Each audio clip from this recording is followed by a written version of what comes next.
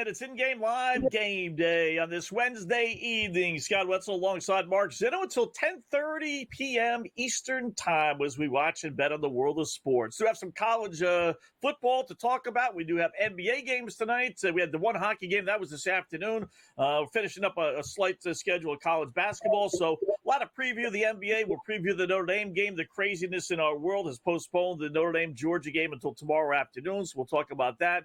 Highlight the Oregon loss to the Ohio State win, I really should say, 41-21. That just ended. So Buckeyes advance. So it should be a great game next week, them and Texas, Mark. So how's your betting day gone so far this afternoon? 2-0 for me. Ohio State was an easy winner. I was smart enough to play Texas in the first half, -6.5. So nice. I don't trust Sark for a full game. He's a bad adjustment coach, and I don't really think that he is very good when it comes to holding on to leads. And I knew they would overwhelm early. And look, they look like a much superior team through the first 30 minutes of that football game. It didn't look like Arizona State had much of a chance. But again, Sarkisian is a coach that's hard to trust, and I don't like his play calling. And situationally, he's bad when the game gets tight. And so, as it all ended up being, and boy, does Quinn Ewers throw some questionable footballs, man. I tweeted it out several times, like, man, this guy throws some really questionable balls. Nonetheless, you end up with a Texas first half cover, and obviously they don't cover the game because it goes to overtime with the double-digit spread. But Arizona State people who I know a bunch of people had Arizona State on the money line. Yeah, they were close. They were real close. I mean, if not for a targeting penalty, that I still don't understand how that wasn't targeting. They may have won that football game because that would have given them a first down. It's a classic. Now, I hate the targeting rule, but I don't know if the ball, like the announcers never have said it, the ball was deflected. I wouldn't think that would change targeting. But that was my only answer as to why they went to review and came back and said it wasn't targeting or helmet to helmet. I mean, the guy hit him, face on, helmet to helmet, and again, it would have been a first down for Arizona State. So, I mean, honestly, when I looked at it, I mean, he led with his arms extended to wrap him, and I think that was ultimately the difference. If his arms are down, right, by his side, and he leans his head forward. Targeting, spearing his helmet. Right. But I've seen that a dozen times called that way, though, Mark. It doesn't have to be that way. He made helmet-to-helmet contact, and the more I watched the replay, I'm like, yeah, I could see why people would be upset that it wasn't targeting. But my thing was like when he went in with his arms, he was just trying to make a wrap tackle, and it was sort of incidental contact, helmet-to-helmet, not necessarily a guy who tried to lead with the crown of his helmet and spear somebody and force an injury. So, tough call either way. I don't know that could it have decided the outcome. Yeah, maybe. I mean, it is what it is. But regardless, it was a fun game. It turned out to be a fun, exciting game. And pity those who had the under because you guys all should have cashed a bet if it wasn't for the idiot kicker. So I keep reminding you guys, they're the worst humans on the planet. All kickers suck. Remember this. Remember, every single kicker is a failed soccer player. Every single football kicker is a failed soccer player. They weren't that good at soccer, but they could still kick, so they decided to kick a different shaped ball. That's what automatically makes them a loser and the worst people on the planet. So blame kickers for everything that goes wrong in football.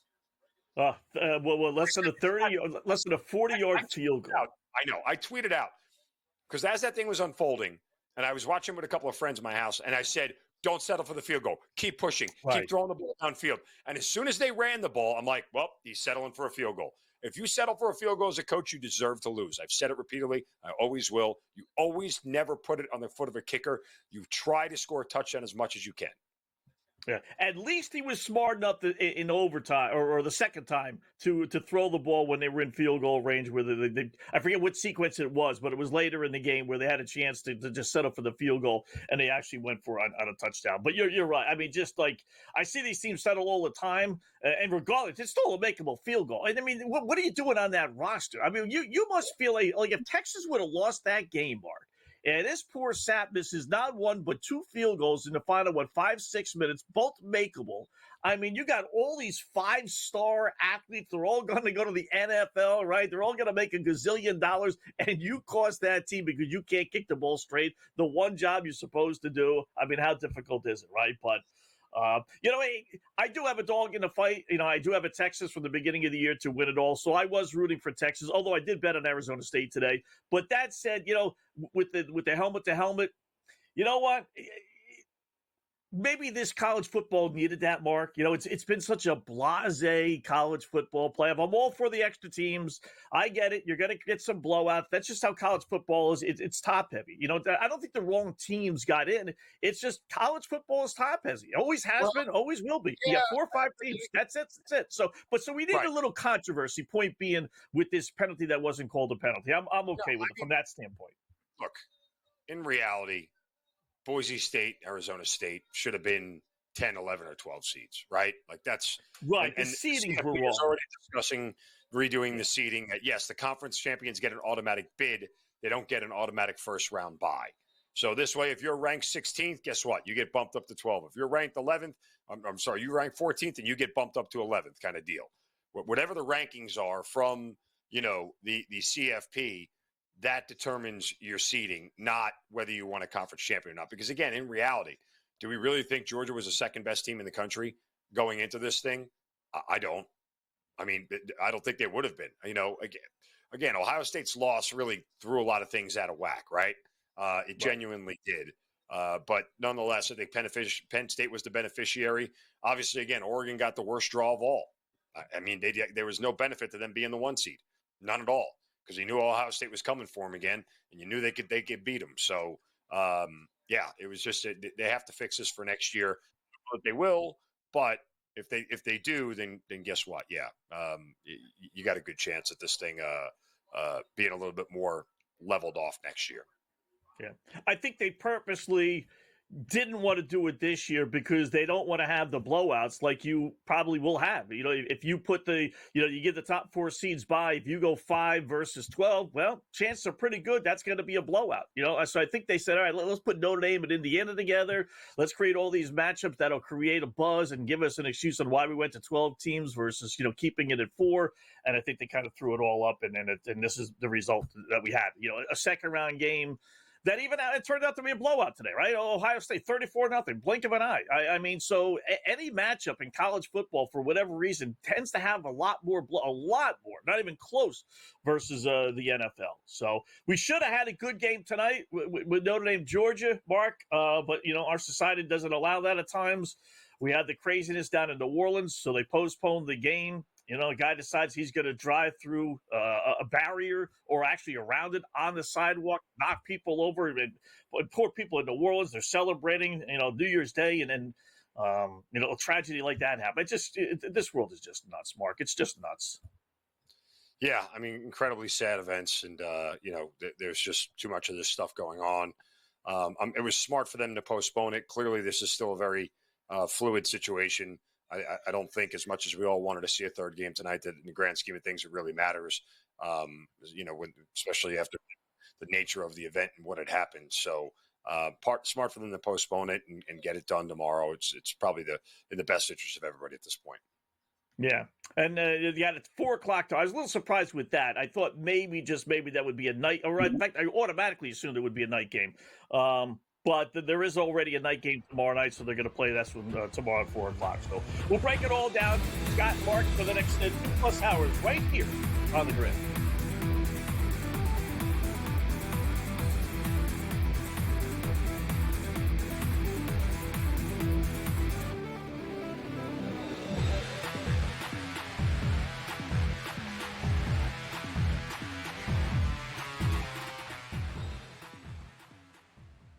So my team didn't win this weekend, but I still did with this app that's taking over the game. Sports Millions Pick'em lets you make quick and easy predictions. Pick your favorite players, go higher or lower, and you can still win big even if your team loses. Plus, the multiplier is insane. With just a few picks, you can win big money.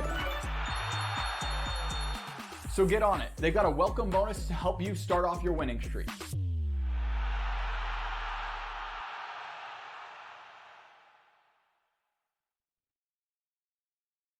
Anyone that's been to a sporting event, the atmosphere before a game, I think Game Time Decisions has that same exact atmosphere. This is our arena. This is what we do. There is going to be an energy to game time decisions that you will feel night in and night out. The excitement you get when you lock your bets and when you're figuring out what you want to do, we can zone in on the biggest games each night. I want this to be the place that people come to before the games start so they feel as ready as possible to lock in their cards. We are going to hit every single one of those markets that you need to know about. We're going to go through every single thing, and I've got a great team behind me that's going to help me get the job done. There is not going to be a better place, I promise you, than Game Time Decisions to get that new information, react to it, and be able to then bet accordingly. We will have everything at our disposal, and we will use that to our advantage. I'm Kevin Walsh. Tune into Game Time Decisions from 6 to 8 p.m. Eastern on SportsGrid. Your gut says Miami is going to win, and you should take the over. Your gut also said your NFT selfies would only go up in value. They didn't. But your head is on SportsGrid and knows the QB is in concussion protocol. The backup has a 45 QBR against the zone coverage. The New York D has the most sacks in the league. So yeah, trust your head. It's smarter to be on SportsGrid. The two guys that can do it all. Too much electricity this morning. This is a good time. We're having a lot of fun. I had to do a triple take. Ka-ching! Why? Because of parity. I didn't mean to offend. Yeah, it's not going to happen. Load management is a dirty word. Let him rip. You know what? Circumstances provide the results. What? How do you do this once? Oh, Donnie, you got such a good show there. A network that is booming. The Early Line, only on SportsGrid.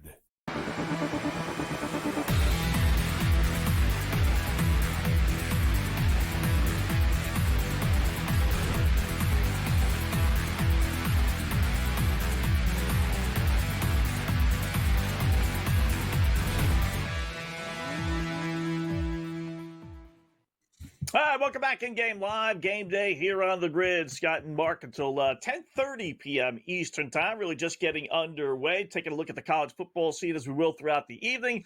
And also touch on all the NBA games. It's actually a halfway decent NBA slate, believe it or not. NBA gets credit for having all those great games Christmas Day, but New Year's Day, unlike the NHL and college basketball, NBA takes advantage of the situation and gave us about 8 to 10 games today. So we'll dive into that a little bit. But back to the Notre Dame thing real quickly here, Mark. You know, the other issue they have, I know it's only a few hours, but unfortunately, the way it worked out, the Notre Dame-Georgia winner plays on Wednesday or Thursday, whatever day it is, or Friday. It's the day before. One semifinal is Friday, one was Saturday.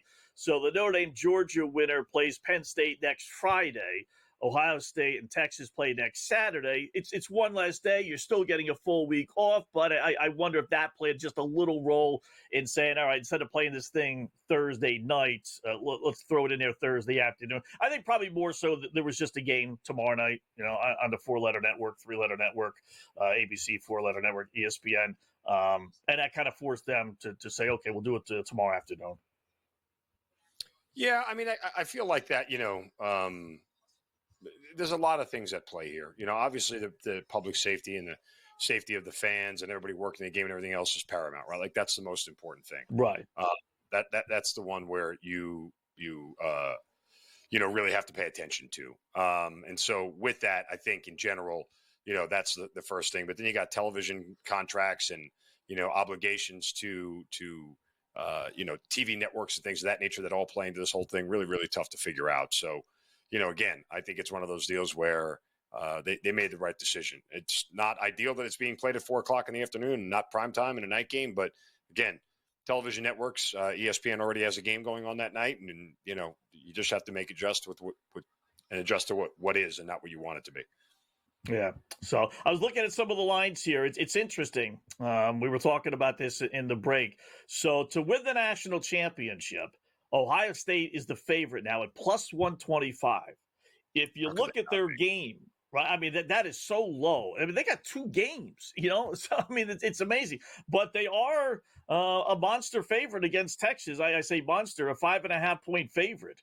So if you use the money line for that, they're minus 205, right? So to figure out the futures to win it all, it's not a complicated system. You wonder, like, how do they come up with this stuff? Well, they project what they're going to be for this next game, which they have a number now. And then they project if they win that game, what would they be in the championship game? And you put that in a 2-game parlay. So you put minus 205, like they are favorite next week against Texas. And then you put in a minus 205 in the championship game, and that's where you're going to come up with your plus 125, pretty close to it.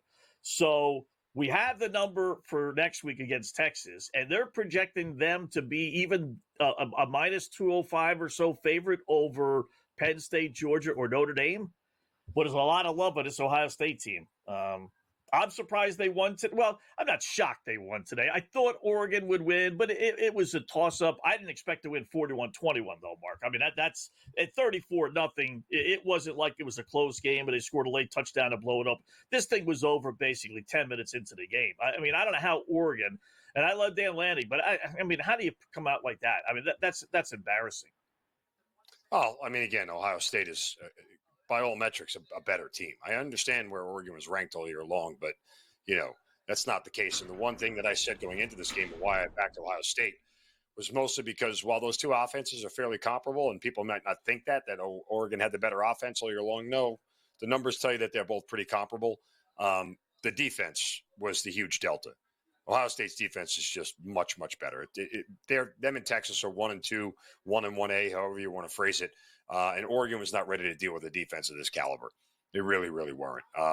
So I think that was the biggest delta here. Now, you want my reaction to that the line there, or at least reaction to the spread and the total with Ohio State and Texas.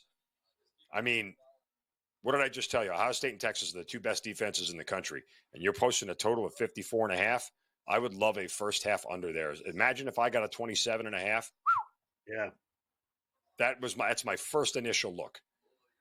That is my first initial look, and if I can get a line sooner rather than later, I will absolutely play it in the first half under, because genuinely, again, that's the way I think it ends up rolling here is that it's a very tight defensive battle in the first two quarters of that game.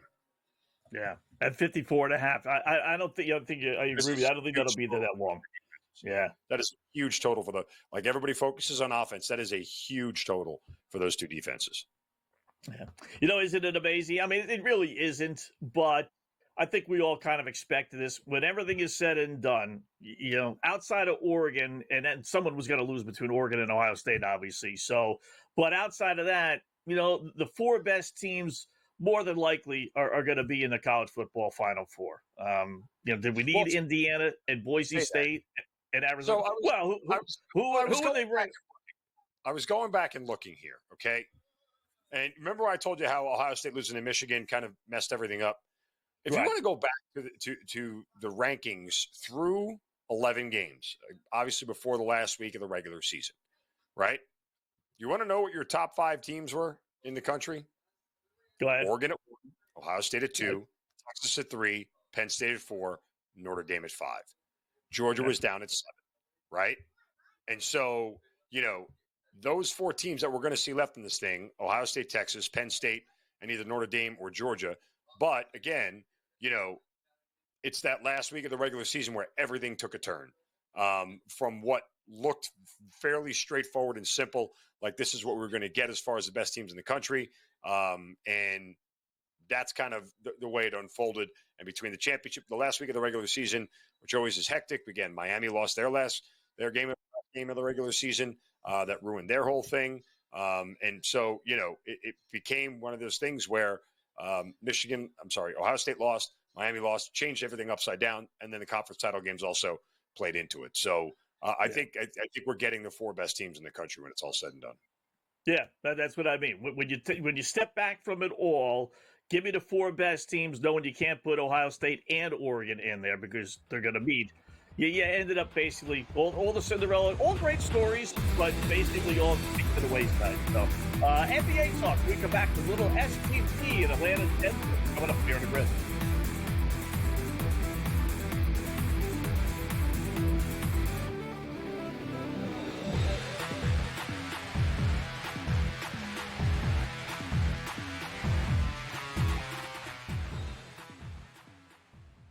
In the heart of winter, when nights grow long, we come together under these lights. A team, united by purpose. Fans bound by passion. Each holding a small flicker of hope in their hands. At SportsGrid, we believe that even the darkest nights can't dim the unity we share. One team, one stadium, one shining moment. This holiday season, we shine brighter together. Happy Hanukkah from all of us at SportsGrid. The two guys that can do it all. Too much electricity this morning. This is a good time. We're having a lot of fun. I had to do a triple take. Ka-ching! Why? Because of parity. I didn't mean to offend. Yeah, it's not going to happen. Load management is a dirty word. Let him rip. You know what? Circumstances provide the results. What? How do you do this one? Oh, Donnie, you got such a good show there. A network that is booming. The Early Line, only on SportsGrid. I don't like to toot my own horn, and I know that I'm setting myself up for probably disappointment later tonight, but I hope you were with us last week on the Final Five, because we almost swept the board. We had 2 out of 3 on the power play points with Reinhart and Matthews. We hit the goal scorer line A. We hit the side with Washington. We hit the total with the over in Toronto and Buffalo. So we had a really good Final Five last week, and I'm hoping that we can now ride that wave. Only on SportsGrid.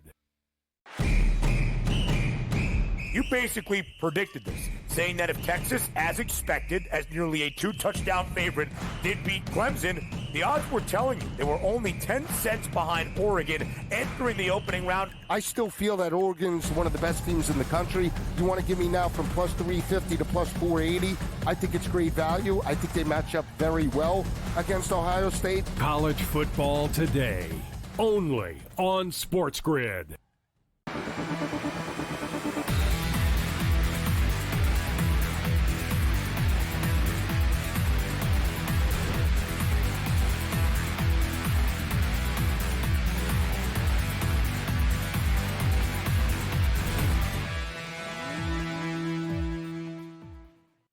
All right, welcome back in Game Live. Game Day here on the grid until 10:30 Eastern Time. Me and Mark Zinno. Time for a little SGP, same game parlay action.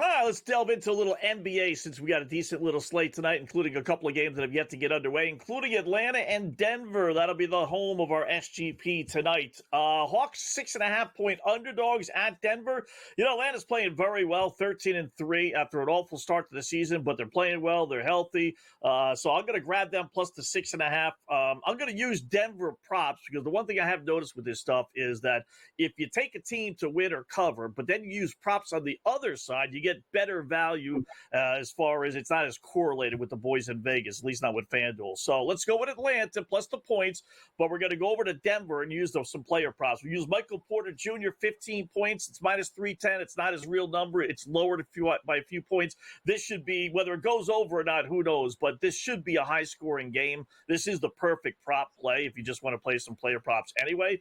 So we use Porter Jr., 15 points or more. We'll use the Joker, 25 points. Again, not his real number, a little bit lower than that. We'll use the Joker to get 10 assists. That's a little bit higher than his real number, which is 8.5.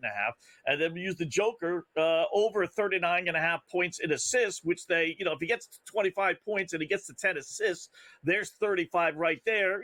They actually bumped it up over 100 points by adding that. I was surprised they did. So if he hits the other two, chances are halfway decent. He hits this third one, add it all up. And I'm turning the 6.5-point underdog mark into a 7-1 parlay. What do you think? Not bad. And you got a number that has moved with the Hawks as far as the spread is concerned, right? What's it now? I mean, I'm seeing 8.5 across the board. Yeah. So someone must not be playing for Atlanta. No wonder they are missing a few starters. Trae Young is still in, but they are missing a few other starters. So that number's ballooned up to 8. It did open at 5. So you're seeing, that line move here as we get closer to tip. But nonetheless, again, it's interesting. I was breaking down this series for you. The Nuggets have won 8 of the last 10 against Atlanta, although overall they're 2-8 against the number against Atlanta. Yep. but Atlanta hasn't won in Denver since the Obama administration.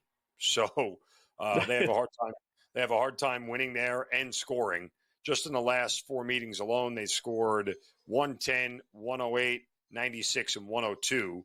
And this is for a team that usually gets out and runs and plays and scores fast. And so elevation or what, again, you look at that game too, where they're coming from, because Denver just played a home game the other night, if I recall, right, against they were in Utah, rather.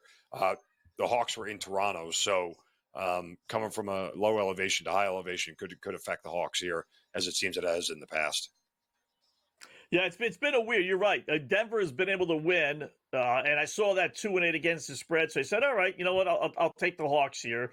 I saw the overs. Denver's actually the number one over team in the NBA at 21-10. Atlanta's right there at 22-11. So you got two teams, but that number, Mark. Listen. Their first meeting was 141-111. So I get it, 252 points. It could go over, but pull the trigger. 63% in that game and 45% from three. Like, that's not happening again. It shouldn't, theoretically. But, I don't know. I played the under. I got 247. I played the under. Yeah. So much has to go right.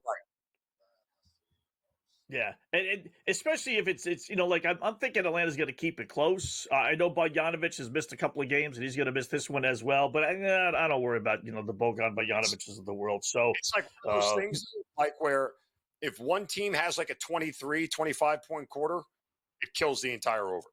You don't even need two teams to do it, right? Because they got to average to get to 150. They got to average about 32 70 per quarter. Yeah. You got to get about 60 points, right? Yeah, 60. Yeah, so 30 apiece. Right. You have a 23-point quarter from one of those teams where they just don't hit shots. It's a hard hole to dig out of, because then you need almost a 40-point quarter on the other side to make up for it. And those don't come along that often. Yeah. And you would think with the lack of success that Atlanta's had versus Denver that they might maybe say, hey, listen, we haven't been able to run and gun with these guys. 8-2 over last 10, including 5 straight. So why don't we kind of slow it down just a little, guys? Let's not, because we can't run and gun with these guys. We can with other teams. Maybe that's the philosophy. I just can't bet it over. That's I won't coming up in 5 games.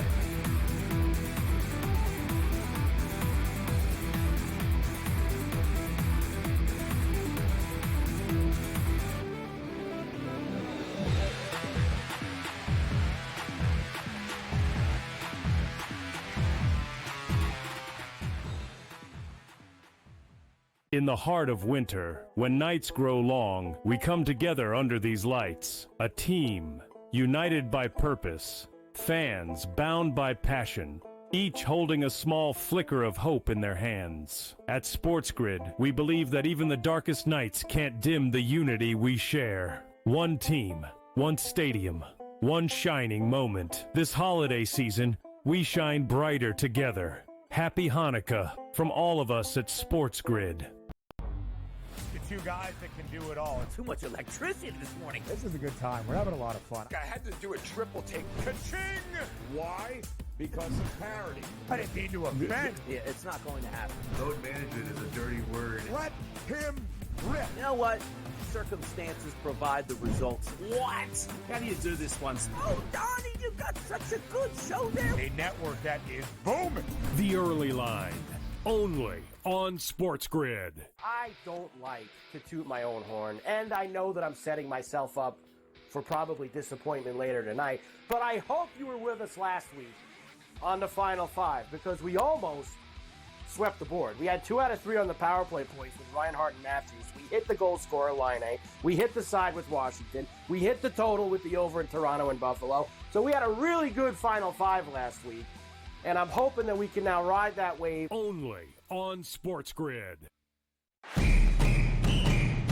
You basically predicted this, saying that if Texas, as expected, as nearly a 2-touchdown favorite, did beat Clemson, the odds were telling you they were only 10 cents behind Oregon entering the opening round. I still feel that Oregon's one of the best teams in the country. You want to give me now from plus 350 to plus 480? I think it's great value. I think they match up very well against Ohio State. College football today, only on SportsGrid.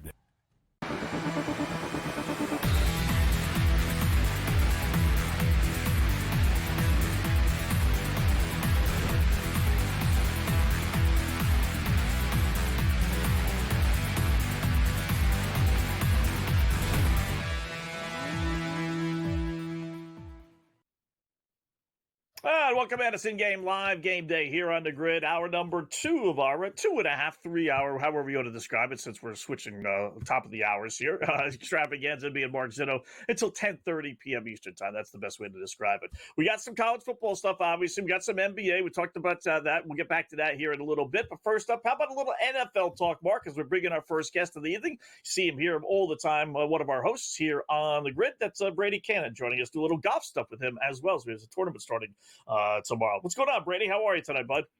Hey, good to be with you guys. Happy New Year. Yeah, you mentioned golf. The 2025 season kicking off on the PGA Tour as it always does in beautiful Kapalua, Maui. You know, while we're all kind of, getting chilly and wearing a few extra layers during the wintertime, it's nice to turn on the TV and see these guys enjoying 80-degree temperatures in Maui, Hawaii. Now, the wind is supposed to blow quite a bit on Thursday, but supposed to calm down Friday through Sunday. And I think we're going to get, some of those scores in the 26, 28, 29 under par neighborhood again. But I always love flipping on the TV and kicking off the golf season this way, looking at some of these beautiful views of Maui and the Pacific Ocean.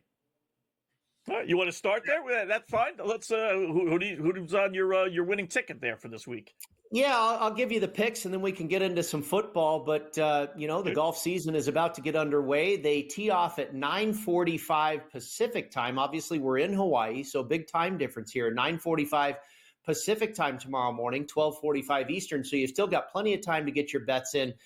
It is the Plantation course at Kapalua, which I've been lucky enough to play about half a dozen times. And I've been very good at picking winners or close to winners here anyway in the past. I landed on Cam Smith in 2022, and I've had two guys finish runner-up here. So it's kind of weird, guys, but I've played a few courses, maybe 3 or 4 courses that they play on tour, and it seems like I have a good feel for those tournaments, the courses that I've experienced myself, and this is one of them.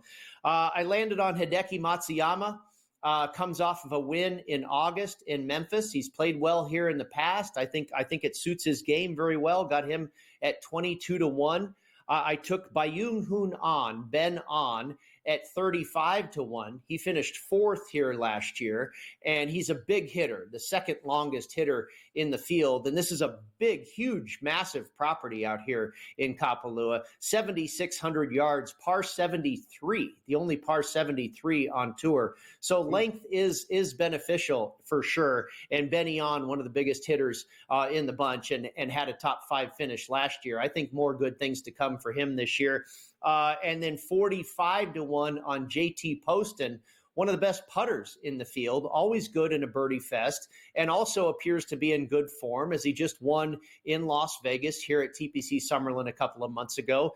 And then finally, Eric Cole, my longest shot at 80-1, another guy that just makes birdies in bunches and had a good finish here last year with a 14th place finish. So just a 4-pack, only 60 guys in this field, a limited field event. All the studs are here. Really, everybody's here except for Rory, who by choice chose not to come, and Scotty Scheffler, who's not here because he punctured his hand, apparently, with a steak knife or something like that over the holidays. But he's not here due to injury. So just a 60-player field, no 36-hole cut. Hideki Matsuyama, Ben An, JT Poston, and Eric Cole. We'll see if we can get one home. Going to be a good weekend, to say the least. Let's turn our attention here, Brady, back to some football, because I do want to. We were talking in the break. I do want to sort of spitball a question you were asking. You said you were talking to some football people and some handicappers and trying to figure out if the delay between Notre Dame and Georgia gives an edge to one team over the other. Kind of curious to the conversation. Again, from where I sit, who's the better coach? I think Kirby Smart has a distinct advantage over Marcus Freeman. You give a good coach more time to prepare, that's always going to work out in that team's favor. That's about the only edge I can come up with. But what were your thoughts on the delay and if there was an edge for one team or another? Yeah, I'm sure you guys are familiar with Paul Stone and Colby Dant, and we spoke with both of them on our program earlier today, and a couple of the most respected voices in the college football space, in my opinion. And Colby really didn't think it was an advantage either way, and I think that's probably the general feeling here. Is nothing massive is created here where all eyes are going, oh my gosh, we've got an edge here. We've got an actionable advantage one way or another. But Paul Stone threw out something similar along the lines to what you're thinking, Mark, in the fact that maybe it slightly benefits Georgia because they've been in this spotlight type situation. They've been on this stage many, many times before, certainly more than Marcus Freeman, not necessarily more than the Notre Dame program, but more than Freeman and these current, guys on the roster. Georgia, I mean, what are we talking? A two-time, national championship here or national champion in recent years, a multi-time contender in the playoff.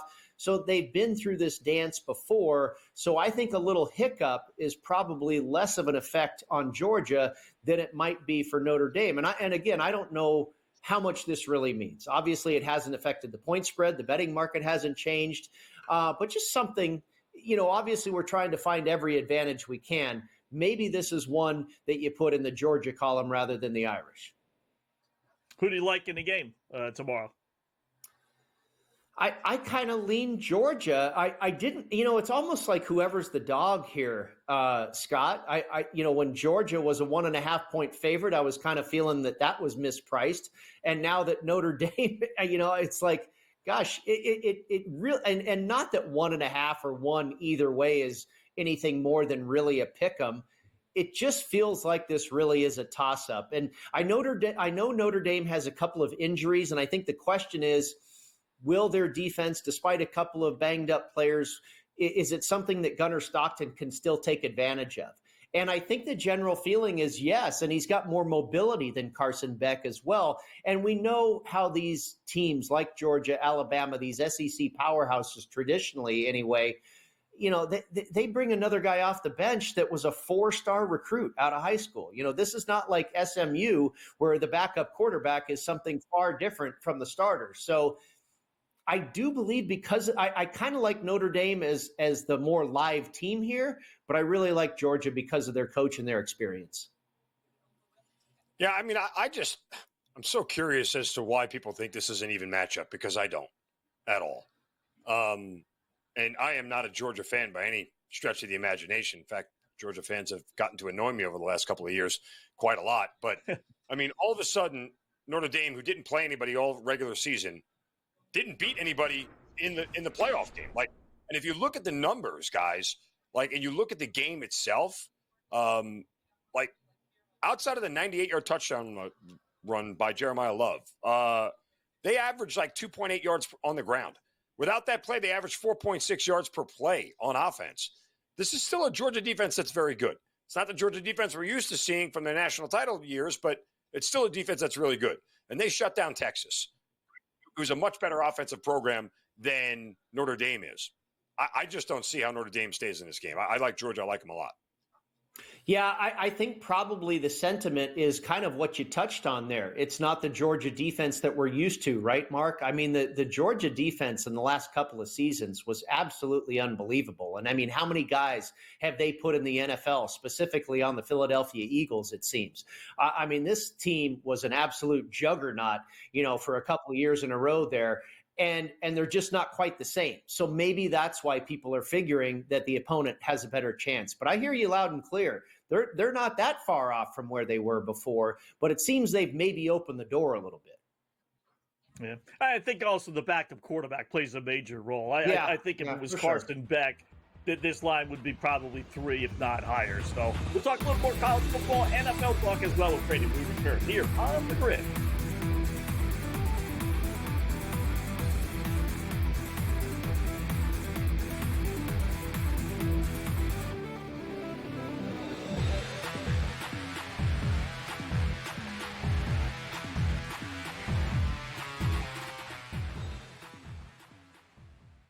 So my team didn't win this weekend, but I still did with this app that's taking over the game. Sports Millions Pick'em lets you make quick and easy predictions. Pick your favorite players, go higher or lower, and you can still win big even if your team loses. Plus, the multiplier is insane. With just a few picks, you can win big money.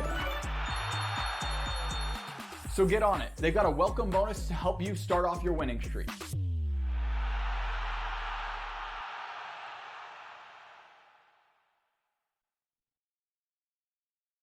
Anyone that's been to a sporting event, the atmosphere before a game, I think Game Time Decisions has that same exact atmosphere.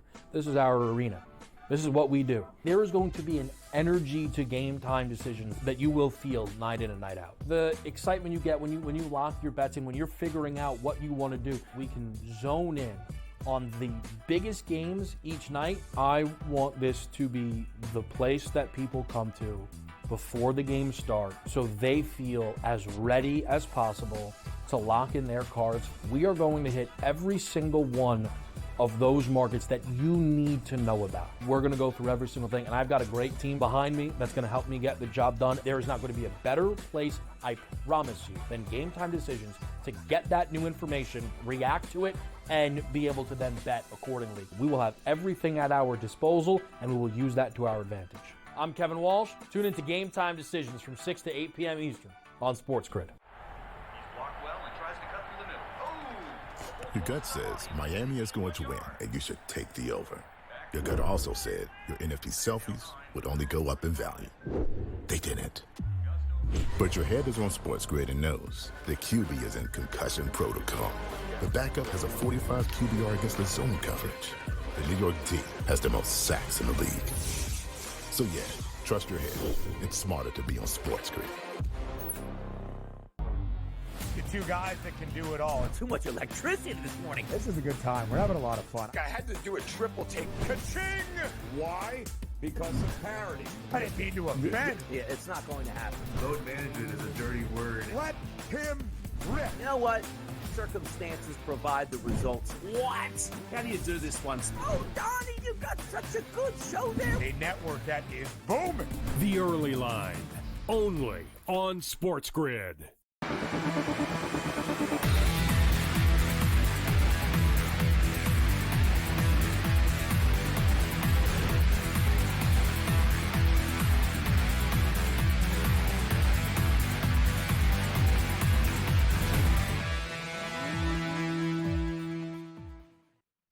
All right, welcome back in Game Live, Game Day here on the Grid. Scott Wetzel, Mark Zinno, talking with our good buddy Brady Kannon, who you see here all the time here on the Grid. You know, one last thing, guys, before we switch over to the NFL on Georgia Notre Dame tomorrow. 1.5. FanDuel now has Notre Dame favored by 1.5. Oh, by the way, that was reversed earlier this morning and leading up to today. So someone's putting some money on Notre Dame. They don't think Georgia apparently has the advantage of having these extra few hours off. Over under is 45.5. And then we're talking about some of the props. I think we all love. I love the Riley Leonard over 60, or his number is really like 53 or so rushing yards. Same thing with Gunnar Stockton over. When I put a same game parlay together, thinking we were going to use this game tonight, guys, his number was 23.5. Apparently, that's going higher. The only caveat to all that, Brady, is that unlike in the NFL, sacks do count against the quarterback's rushing yards. So if Leonard and Stockton, that's why you can't look up. Like, I love looking up through a game log of a player and seeing, all right, how well did he do? But, you know, with the quarterback in college football, you're not taking into account of the sacks. So he may only be rushing for 20 yards, we'll say. Well, he really rushed for 60, but he was sacked 5 times. So that's my only, you got to be careful about that stuff, Brady, right? It's a huge deal, and it's something you absolutely have to take into account in your handicap. I mean, you got to figure he's probably going to get sacked a couple times at least, and if Notre Dame has a really good game, like you said, maybe it's 4 or 5 times. And that, I mean, every sack is probably at least a 5-yard loss, right? Most of the time it's closer to 7 yards, so that's massive right there. And by the way, you talk about FanDuel going to Notre Dame as a 1.5-point favorite. It's pretty much across the board, Scott. Really has been pretty much all day long. I'm looking at local books here in Las Vegas all over. Notre Dame anywhere from a 1 to 1.5-point favorite. And I think it probably has to do with what, and it didn't change, didn't fluctuate with the postponement and the move to Thursday, stayed put. But I think it has to do with what you were talking about in the last segment, that it's probably in large part due to the backup quarterback. And obviously we've known about that for a minute, but I think it was leading up to game time. People were kind of putting their money in that direction. Yeah, going to be an interesting game to say the least here. From not only a prop perspective, but an aside. I mean, the other thing that I looked at, the other angle I looked at for this game, guys, was just Notre Dame's team total under. I mean, do we expect them to put up 27 on Georgia's defense? I mean, Texas didn't do that. Again, I keep going back to other opponents. That's the other angle I looked at. Really was the Notre Dame team total under. Do we envision Notre Dame winning an over game here? Because I don't think they do. Well, is the team total 27? Because, I mean, we're looking at 22, I think. 22 and a half, somewhere in that range. Right. Okay, so with a total of 45 and a half, basically they're saying Notre Dame wins 23-22, or flip it the other way. Like we've said, the difference between one team being a 1-point favorite and the other team is really negligible. There's not much difference in that at all. I don't know, man. Both teams are pretty darn good defensively, right? And that's a pretty low total for a college football game. I think just to be contrarian, I'd almost want to go over. I mean, yes, logically, you would think, play the under team total on both teams. I don't know. You guys are better at that than me. I can kind of try and handicap the side and how this game might play out, but when everything seems to make sense one way, I probably want to go the other. That's typical gambling, right? How about the Saturday NFL football, Brady? The NFL did Pittsburgh a favor, I get, or Cincinnati a favor, rather. I get it. They got the Cleveland-Baltimore game first. If Baltimore wins, they clinch the division. Now, Pittsburgh still would have to win, and it would be big, I suppose, to secure the number 5 spot. This way they play Houston in the first round of the playoffs versus if Pittsburgh were to lose, they would have to face Baltimore again. So there's still something on the line for Pittsburgh and Cincinnati, even if the Ravens do win. But, I'd be hard-pressed to see the Cleveland Browns at this point, beat the Baltimore Ravens. Who do you see winning that game and covering, more importantly? And then same thing, Cincy and Pittsburgh, the second game Saturday. Well, the Baltimore-Cleveland game is really weird, and obviously this point spread is incredibly inflated, 17.5. That's not real. I mean, if this wasn't Week 18 and knowing all that we know and the playoff scenarios and clinching and this and that and the other, would this number really be 17.5? And you know that the books are guarding against the public just piling on the Ravens because the public's, hey, they want to win the division. They're going to score a bunch of points. Division matchup, I mean, I'd almost have to take it there. Just looking at my statistical numbers from the past few weeks, this should be more like a 10-point spread, which would make sense. If the Ravens are at home playing the Cleveland Browns, it's probably 9, 10, 11, wouldn't you say? There's just extra tax on here because of the situation we saw. I mean, there's no quarterback virtually for the Cleveland Browns. They were absolutely awful last week. I'm probably not going to touch that game with a 10-foot pole, but I would just have to play the dog because I think the line truly is out of whack. And Pittsburgh, Scott, I got to believe it's a Mike Tomlin coach team. There's not going to be any change in how they approach this game. They're trying to win no matter what, and they've owned Cincinnati in years past. And I think this line is tweaked as well. Cincinnati would not be a road favorite at Pittsburgh under normal circumstances. Cincinnati's offense has been outstanding as of late, but the defense continues to have a lot of question marks. I could probably, again, only play the dog here, and that feels like the unpopular side, which is typically a side I like to be on. I would, again, this is a week. You guys know you get a lot of teams in these must-win scenarios, and if you must win, you must not be that good. I don't think Cincinnati's that great. Their offense is pretty great, but their defense has held them back all season long. The other thing is you're paying a premium typically because the general masses want to bet that team that must win. They think that team is all of a sudden going to flip a switch and play better because their back is against the wall. I think Pittsburgh is still probably overall the better team here. I don't know if I'll be betting either of these games, but I'd probably have to take both underdogs. I think that's the other thing about Pittsburgh. I just want to add this: they've lost 3 in a row. Mike Tomlin is not letting that team lose 4 straight walking into the Good playoffs. point. Great No matter what point. is on the Yep. line. Tomlin is not I going to didn't let even that think of that. There's no doubt about it. He doesn't care. He wants to stem the tide and get the momentum going the other way for sure. Yeah, I like that 1.5. Absolutely. All right, we'll look at some of the other games when we return here on the grid.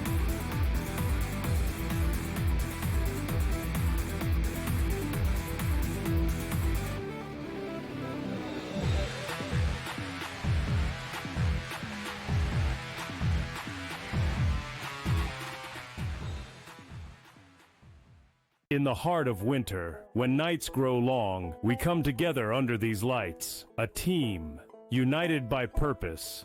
Fans bound by passion. Each holding a small flicker of hope in their hands. At SportsGrid, we believe that even the darkest nights can't dim the unity we share. One team, one stadium, one shining moment. This holiday season, we shine brighter together. Happy Hanukkah from all of us at SportsGrid. The two guys that can do it all. Too much electricity this morning. This is a good time. We're having a lot of fun. I had to do a triple take. Ka-ching! Why? Because of parity. I didn't mean to offend. Yeah, it's not going to happen. Load management is a dirty word. Let him rip. You know what? Circumstances provide the results. What? How do you do this one? Oh, Donnie, you've got such a good show there. A network that is booming. The Early Line, only on SportsGrid. I don't like to toot my own horn, and I know that I'm setting myself up for probably disappointment later tonight, but I hope you were with us last week on the Final Five, because we almost swept the board. We had 2 out of 3 on the power play points with Reinhart and Matthews. We hit the goal scorer line A. We hit the side with Washington. We hit the total with the over in Toronto and Buffalo. So we had a really good Final Five last week, and I'm hoping that we can now ride that wave. Only on SportsGrid. You basically predicted this, saying that if Texas, as expected, as nearly a 2-touchdown favorite, did beat Clemson, the odds were telling you they were only 10 cents behind Oregon entering the opening round. I still feel that Oregon's one of the best teams in the country. You want to give me now from plus 350 to plus 480. I think it's great value. I think they match up very well against Ohio State. College football today, only on SportsGrid.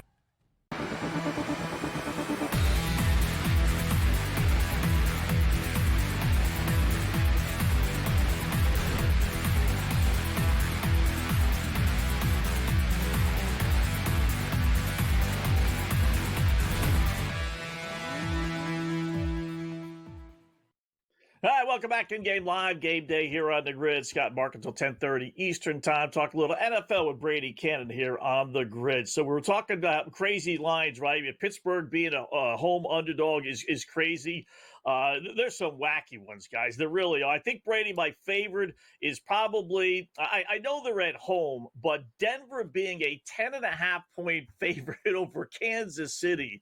Among other, that's my personal favorite, but there are about 5 or 6 others. Do you just stay away from games like that? Do you try and handicap whether the Chiefs in this case are going to come to play? I mean, you do have, a Carson Wentz backup quarterback. I mean, or like I said, or do you just stay away from games that are just crazy? Well, the problem is, I mean, if you're taking the approach that you just stay away, you might have a Sunday that involves no betting at all. Because these are all wacky, right? And unfortunately, I'm in a position where I have to find 5 games. I'm actually have an outside shot in the Westgate Super Contest to cash in this final little 3-week mini contest, but we probably need a 5-0. And if we get 5-0, I think we will find ourselves in the money. But I mean, coming up with a 5-0 is hard no matter what week you're talking about. And this week, I think it's next to impossible. You bring up that Broncos game, it wasn't long ago earlier today that the line was 11. So some Chiefs money has come in. It seems like absolutely that would be the way to go. But also, Scott, I'm sure you can imagine this. We know the Chiefs are an incredibly public team, right? And yes, the general public's going to know that Mahomes and Kelsey aren't playing and Chris Jones and yada, yada, yada. But how hard is it going to be for the average bettor to resist taking the Kansas City Chiefs getting 10.5 points? That leads me to believe that Denver's the right side. And why is Kansas City going to put up any effort at all? Yeah, Carson Wentz is going to want to shine, and maybe an audition. I don't know for sure, but Denver can't take their foot off the gas at any point. So I would actually probably go that direction because it just seems that the knee-jerk reaction is going to be, oh my God, 10.5 with the Chiefs? Yeah, give me that. And 3 times, my normal bet amount. So that's my thinking there. That's about the basis of my handicap. Pretty in-depth, right? Yeah. Yeah. I would still take KC with the 10. Andy Reid's still the coach. You can't argue. You see what I'm saying, though, right? Yes. I mean, that's why these games are hard. How about Tennessee? Right? I mean, Tennessee is favored. This is a 3-win football team that's covered twice all season in 16 games. They're throwing for the number 1 pick. So are the Patriots, right? And both of them are basically pick them. Tennessee -1 mark, and Buffalo's only -2.5 against the Patriots. Why would the Patriots and Titans, with 2 first-year head coaches who seemingly, probably aren't going to get fired, why would they want to win this football game and blow a chance at the number 1 overall pick? Because they're NFL coaches and they never want to lose. They just don't. And the players don't want to lose. They just don't. I mean, it's just, it's football is weird like that. They're not out there to just collect a paycheck and go home. I get your point on why. I mean, I'm a Giants fan. What I saw last week made me nauseous. Oh, so horrible. Yeah. Well, guys, if I talk about a favorite here that is ugly, I could probably bet against the Titans, taking the Texans, who have nothing to play for, essentially. I could probably bet against the Titans easier than I could bet against the Broncos, because the Broncos are a pretty good team. And I think they'll go out there and they'll win the game, and who knows, they might win by 14. The Titans will find a way to screw this up. They make turnovers, it seems, in numbers every game that they play, whether it's Mason Rudolph or Will Levis. And the Texans might just slide into a cover, by default, not even trying. The Titans seemingly will find a way to mess this up. And that's probably why I would actually bet against them in this contest. Yeah, no, again, I get it. I look at the games and, the fact that there are so many, games that just, don't matter, and figuring out motivation levels and everything else is a big reason why I turn to the prop market in week 18, just because you look for players who are getting incentives, who need to hit certain marks. Mike Evans being one of them. I mean, granted, you're going to pay a tax on those. You're going to pay a premium on all those numbers, but it's certainly worth a look for some of them. Vikings, Lions. That game's means something. Where are you going with that one, guys? Lions. I was going to say early look. I'm going Lions, right? Getting them at -2.5 at home. I'll take that against anybody with the Lions. Well, it's interesting that the line has moved. I kind of think it should be 1.5. It's gone all the way to 3. I'm kind of with you, Scott. Wow. Yeah. Split at home. Absolutely. Brady, great job, man. We'll do it again soon.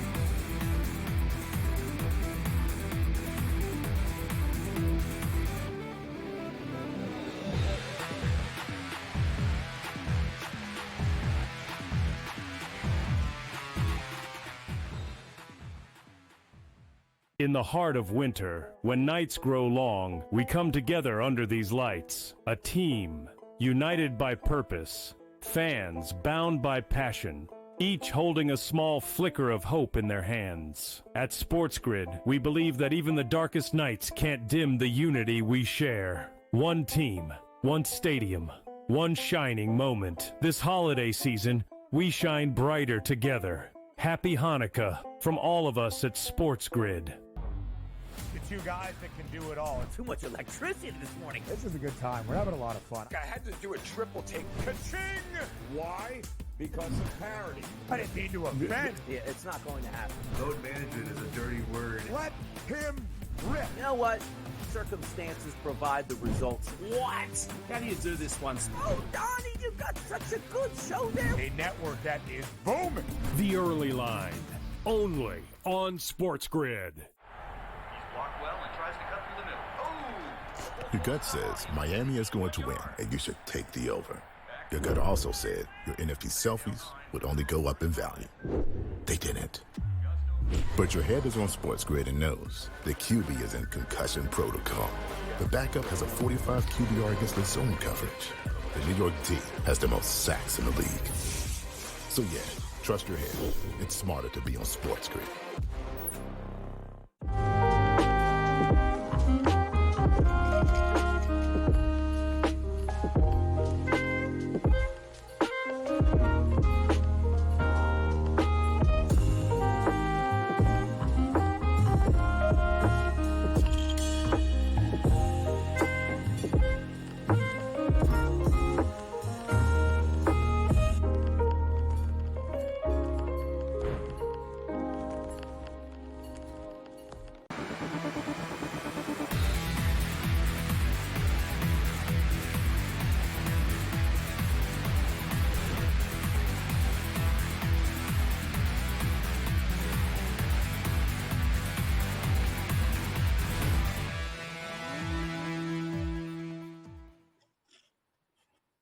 Welcome back in Game Live, Game Day here on the Grid. Thanks to Brady Kannon joining us there. Do a little NFL talk with him. We'll head back to the NFL and the NBA board here in a second. I just do want to point out, Mark, and reiterate what we talked a little bit about with Brady here for a second. And it's I don't understand why a team like Tennessee, I know there's a little bit of pressure first year up in New England, but still, you have a chance, and you seemingly have your quarterback up in New England, so it's less there with Drake May. But if you're Tennessee and you need a quarterback, we all know that. And you wouldn't think a first-year head coach has to worry about being fired. I mean, unless he's a complete moron, which they're clearly not, right? I don't understand why the owner doesn't go to the GM and say, boy, look at that. We're at the top of the list, number one draft choice. All we got to do is lose this week. We got 3-4 quarterbacks here that we can take the pick of the litter. What do you think we should do, GM? I don't know. And the GM looks at it and says, yeah, I want that number one overall pick. And he goes to the head coach and says, boy, you know what? We're one loss away for having the number one overall pick. Just do the right thing. I mean, why? I don't. If every Tennessee Titan fan, every single New York Giant fan, every single New England Patriot fan is thinking the same thing, I don't get it. Where the head coach, players, yes, I know the players aren't going to lose, but you do what the Cleveland Browns are doing. Right? What are the Browns doing? They're starting Dorian Thompson-Robinson. He sucks. He sucked at UCLA. He stinks in a Cleveland Browns uniform. If you put in Jameis Winston, you can't tell me without a straight half face that he doesn't give the Browns a better chance of winning. But they put guys in positions to fail. And that's what head coaches and GMs are supposed to do this week especially. Put guys in positions that won't have success. This way you get the number one overall pick, or at worst the second or third. You don't want to add on a fourth win. Now all of a sudden you might be drafted sixth or seventh, and all those quarterbacks are all going to be gone. Why? Because you won a meaningless game the last week of the regular season? That's just plain stupid to me. Well, the Giants actually did that, and it mattered more to them.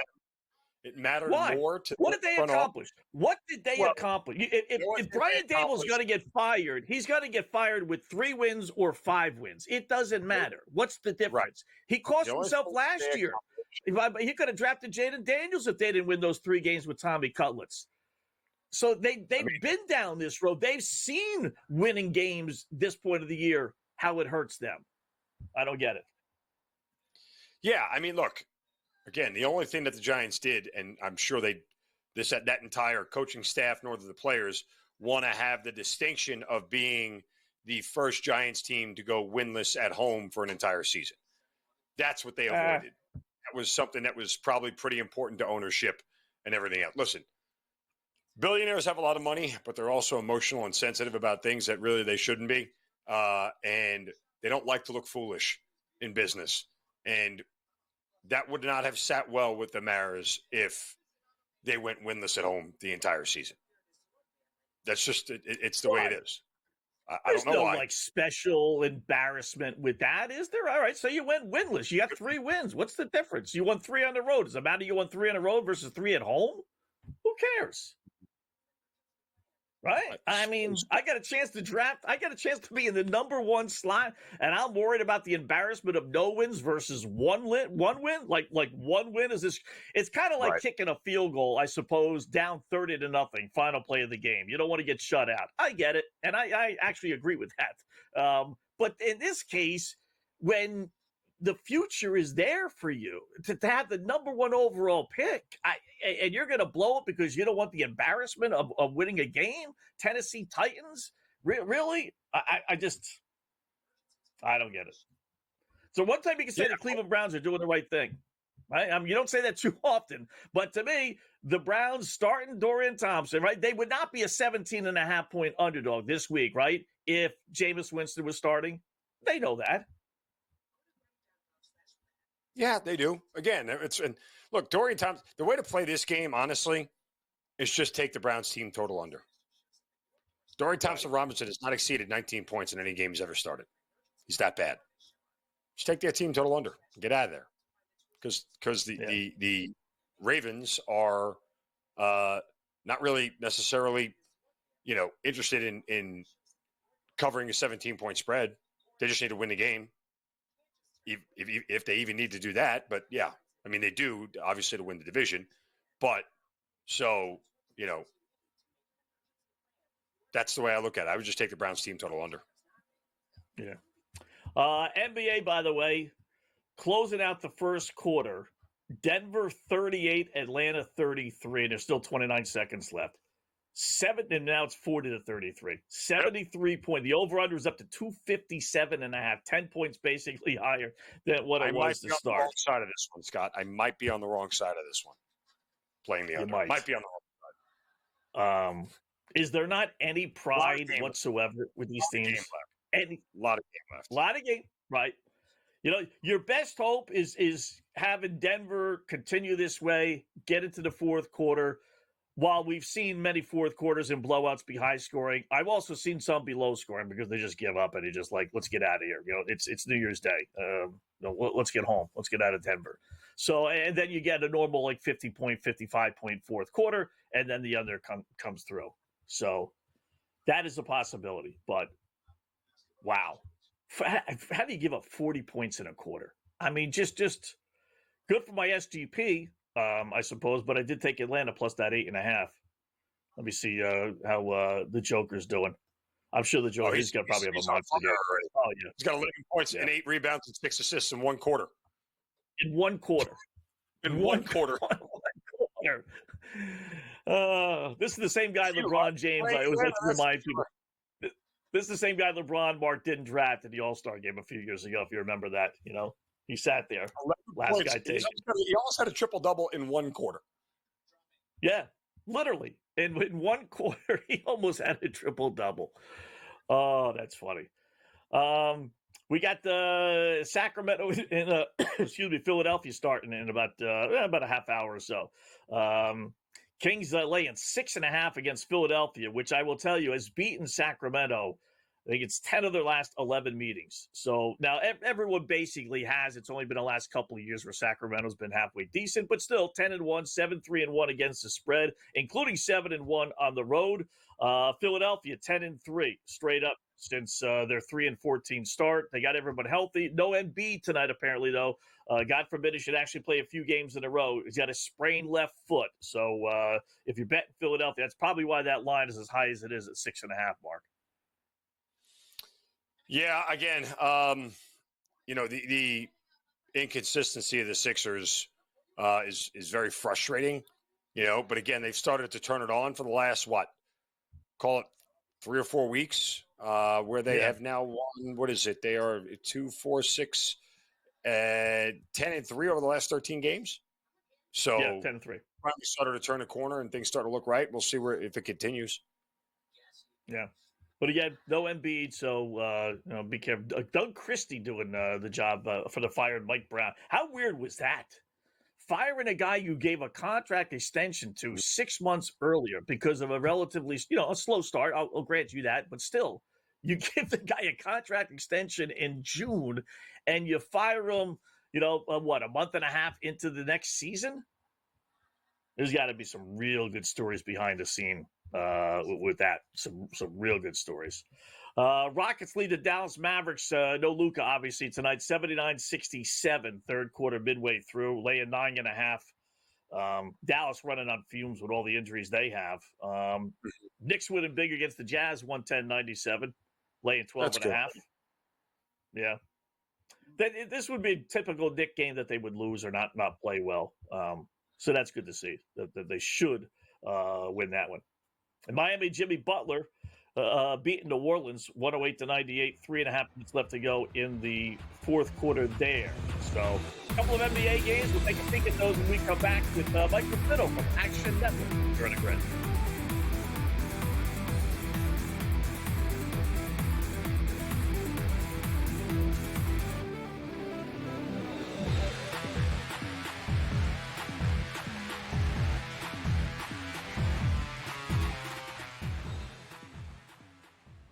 In the heart of winter, when nights grow long, we come together under these lights. A team, united by purpose. Fans bound by passion. Each holding a small flicker of hope in their hands. At SportsGrid, we believe that even the darkest nights can't dim the unity we share. One team, one stadium, one shining moment. This holiday season, we shine brighter together. Happy Hanukkah from all of us at SportsGrid. Two guys that can do it all. Too much electricity this morning. This is a good time. We're having a lot of fun. I had to do a triple take. Ka-ching! Why? Because of parity. I didn't mean to offend. Yeah, it's not going to happen. Load management is a dirty word. Let him rip. You know what? Circumstances provide the results. What? How do you do this one? Oh, Donnie, you got such a good show there. A network that is booming. The Early Line, only on SportsGrid. Blocked well and tries to cut through the middle. Oh! Your gut says Miami is going to win, and you should take the over. Your gut also said your NFT selfies would only go up in value. They didn't. But your head is on SportsGrid and knows the QB is in concussion protocol. The backup has a 45 QBR against the zone coverage. The New York D has the most sacks in the league. So yeah, trust your head. It's smarter to be on SportsGrid.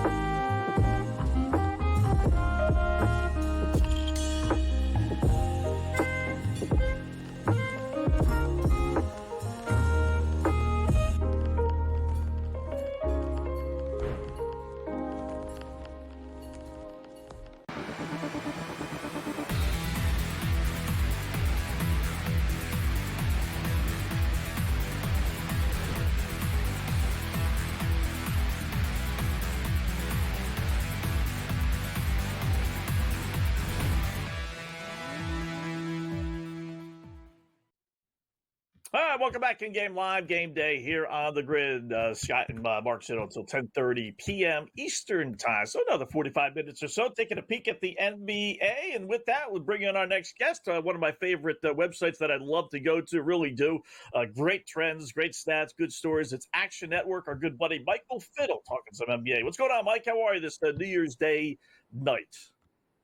I'm doing well. How are you guys doing? I'm sweating the Utah Jazz plus 14.5 as the Knicks are up 15 with like 2 minutes left in the game. Now 17. Why? Yeah. Yeah, it's 17 now. But you got a shot. Why Utah tonight? I just knew that Brunson was questionable with the injury coming into the game, so I played it early. There was some asymmetric risk given the injury report. It broke my way. I got a good number. I think it closed at 10.5 or 11, but now we're on the other side of it. So it's going to be a close call here. A 17-point game with 2 minutes left. Might need a little luck on my side at this point. You got a shot.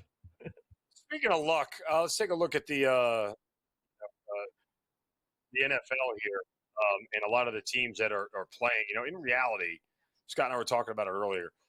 There's only 5 teams really with something to play for, right? It's Baltimore, it's Tampa Bay, it's Denver, and then the Vikings and Lions are in the same game. Right? Because if Baltimore wins, Pittsburgh, in theory, has nothing to play for. They can't win the division, right? They're already in the playoffs. Tampa Bay wins, they're in. Denver wins, they're in. And then the other 2 teams are fighting for seeding. So when you look at a week like this, Mike, with so much variables, how do you approach it? I think historically it's right to buy the dip on teams that are considered not having to care or nothing to play for. Typically, those teams want to play a little bit of spoiler, and there's a premium put on the other side of desperation teams needing to get into the playoffs and needing that win. So you get an extra, 2.5, 3 points sometimes tacked onto those lines. You mentioned the Steelers. I think the Steelers very much want to win and move up in seeding. I think they want the 5 seed so that they can go to Houston instead of going to Baltimore. I think they've dealt with the struggles of Baltimore, and I don't think their offense can handle it on the road in the playoffs. So what I'm thinking is the Steelers are actually going to want to win. And if that Baltimore Ravens game ends and the Ravens win, and then the Steelers know they, quote unquote, have nothing to play for besides seeding, you're going to get a premium put on the Bengals price right before kickoff. So Steelers-wise, I'm waiting right before kick, hoping that Baltimore wins, hoping we get even more line movement, and I could just fade the hell out of that and take the Steelers late. Are you surprised? Baltimore figures to win, but you said it, Mike. They need to win. Otherwise, they face Baltimore in the first round versus Houston. If Pittsburgh loses and the Chargers win, that's what would happen. So I'm surprised the Steelers are getting points at home against Cincinnati. Yeah, completely. And I think that's a lot of baked in about these narrative storylines. And I even think if the Steelers were to play the Texans in round 1 of the playoffs, I think they would be favored on the road. I think they'd be -1 in Houston. So I think that's definitely the matchup they want, as opposed to being 6.5-point dogs in Baltimore. So you're looking at a vast difference. Mike Tomlin always has a winning record, but I don't think he's won a playoff game in like 6 or 7 years. So a lot of those Yinzer Steeler fans have started to get a little frustrated with him. All of us on the outside say, listen, if he's delivering winning seasons, he's one of the best coaches in the league. But the Steelers fans expect playoff wins. And to do that, Tomlin very much wants to deliver against the Texans. And that route is significantly harder against Baltimore. I feel the same way about Russell Wilson, who wants to stay as the Steelers quarterback for the foreseeable future and stay there as the savvy veteran. A playoff win would do wonders on him getting a returning contract. Obviously, he's playing on that minimum deal, and was cut by the Broncos, so he's getting that hefty salary from the Broncos. But next season, he's going to want the Steelers to pay him a little bit. All right, Mike, let's take a look at Detroit and Minnesota. Obviously, the rematch everybody's been waiting for. It's been set up for weeks now that it would decide the division. It will, but it also is going to give us a 14-win wild card team, which we've never had. So there is that. But and oh, by the way, Tampa Bay and Atlanta are fighting to get smoked by the loser of this game. So good for them in the NFC South. That's a whole different conversation. But who do you like in the Lions and Vikings? I'm going to go with the Lions. They're just really rolling right now. I do think they're just slightly better than this Vikings team. I think they have that home field advantage, and you could get them lower than the 2.5. You look across the board at the odds screen right now. Circa Sports laying a 3, some other 3 starting to pop up at BetMGM. But, DraftKings, FanDuel still have a remaining 2.5. So when you see that market discrepancy, 2.5 versus 3, that's the biggest movement that you could see in NFL terms, or the 3.5 down to the 3. So when I see that, I think it speaks volumes. If I was looking at this earlier in the day, I would have said tease Vikings at 2.5 consensus across the board. But now seeing 3 start to pop up, I will let the numbers talk and say the best bet is actually Lions -2.5 now. Mm-hmm. Ultimately, who do you think is going to get in the last wild card spot in the AFC? Denver, Miami, or Cincinnati? I think it's going to be Denver. I think the Chiefs have very little to play for, and I think if Denver gets in, I think we're looking at Patrick Surtain as the Defensive Player of the Year. I think Denver gets that last spot. I think Miami would be the next one up, and I think Bengals are really an outside looking in. I understand SportsCenter, First Take, all those shows want the Bengals to get in so we could keep talking about those storylines, but it is such an outside long shot. I saw that there is Bengals to make the playoffs odds at like 11-1, but if you actually just outright parlay the money lines, you can get that at like 13 or 16-1. So you could draw up the scenario and just put it into a parlay, and it's a different ticket than to make the playoffs, but it's essentially the exact same thing. So always shop around, try and do that silly stuff, especially as it relates to these like playoff scenarios. Any other games that you're targeting, given all the sort of up in the air stuff that we're looking at here? Again, I look at Carolina and Atlanta. I think the Panthers, after getting mollywopped last week, still don't want to have another bad game. They've been a thorn in the side of the Falcons. And in what world are we laying 8.5 points with a rookie quarterback? Like, just stop doing this. This is insane. Yeah, I don't know why Atlanta's -8 with very little to play for, and with a quarterback that's played 2 or 3 games. So completely agree. Panthers +8. That's the best bet. The Panthers have been the good vibes teams of the teams that have been knocked out of the playoffs for weeks. They still want to play for things. They're still, building momentum to next season. So I liken this Panthers team to what the Phoenix Suns did in the NBA a few years ago when they won, and then it launched them the next season. All right, some NBA talk with Mike. We return here on the Grid.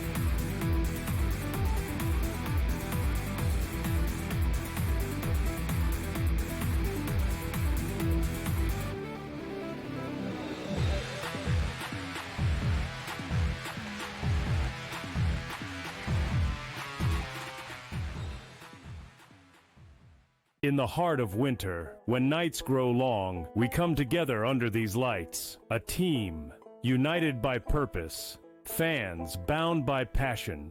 Each holding a small flicker of hope in their hands. At SportsGrid, we believe that even the darkest nights can't dim the unity we share. One team, one stadium, one shining moment. This holiday season, we shine brighter together. Happy Hanukkah from all of us at SportsGrid. Two guys that can do it all. Too much electricity this morning. This is a good time. We're having a lot of fun. I had to do a triple take. Ka-ching! Why? Because of parity. I didn't mean to offend. Yeah, it's not going to happen. Load management is a dirty word. Let him rip. You know what?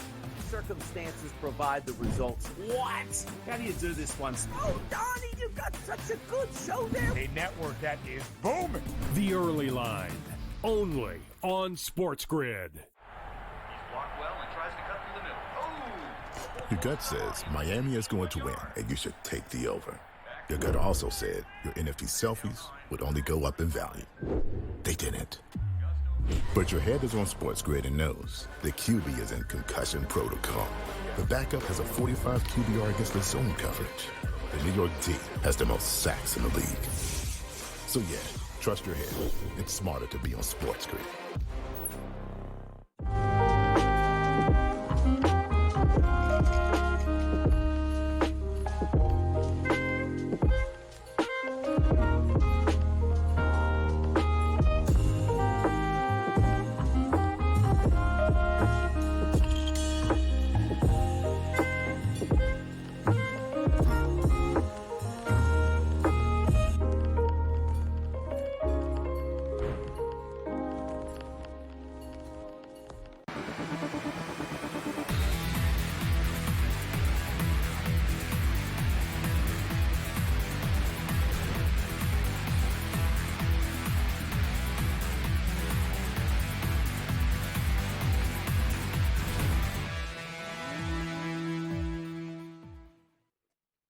All right, welcome back in Game Live, Game Day here on the Grid, talking a little NFL, a little basketball as well with Michael Fiddle from Action Network joining us as he does from time to time. Do appreciate that, Mike, on this holiday day. Let's talk a little NBA top of the hour here, about 10 minutes after anyway. It'll be Sacramento laying 6.5 against Philadelphia. Mark and I were talking. I mean, how do you there's got to be some great stories behind the scenes. I mean, I don't know how you give a head coach, Mike Brown, a contract extension in June. All right, admittedly, you get off to a slow start. I get that, but still, month and a half, 2 months into the NBA season, less than that, really, month and a half, and then you fire him. So what what went on behind the scenes to prompt that move? And then for tonight, do you like Sacramento, which is 1-1 under the interim head coach, Doug Christie?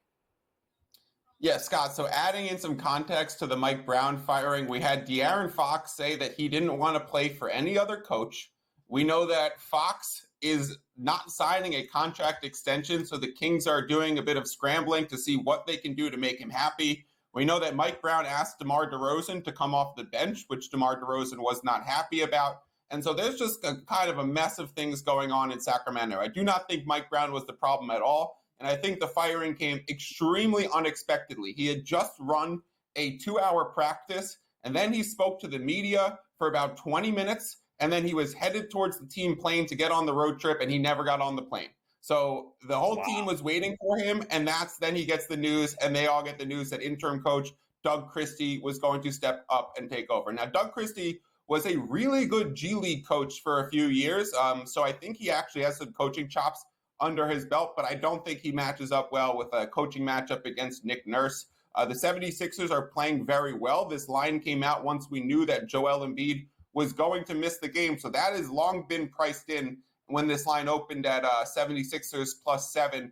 We are seeing some late steam come in on the 76ers. I completely agree with it. They got role players back and Andre Drummond, Eric Gordon. So this team is going to be healthier, have more depth. I think you're kind of continuing to fade a falling knife with Sacramento. When these teams, the locker room chemistry goes bad, you want to find the right time to just consistently fade them. So I actually think situationally, this is a spot where you play against Sacramento against the spread and fade them for the next 3 to 5 games and consider money lines when they're favorites and take the dog on the other side. Interesting outlook, to say the least.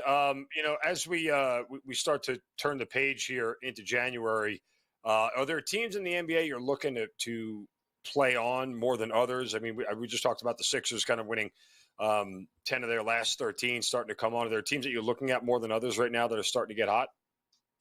Yeah, so it's kind of a weird time in the NBA calendar where we're still like 1 month away from the trade deadline.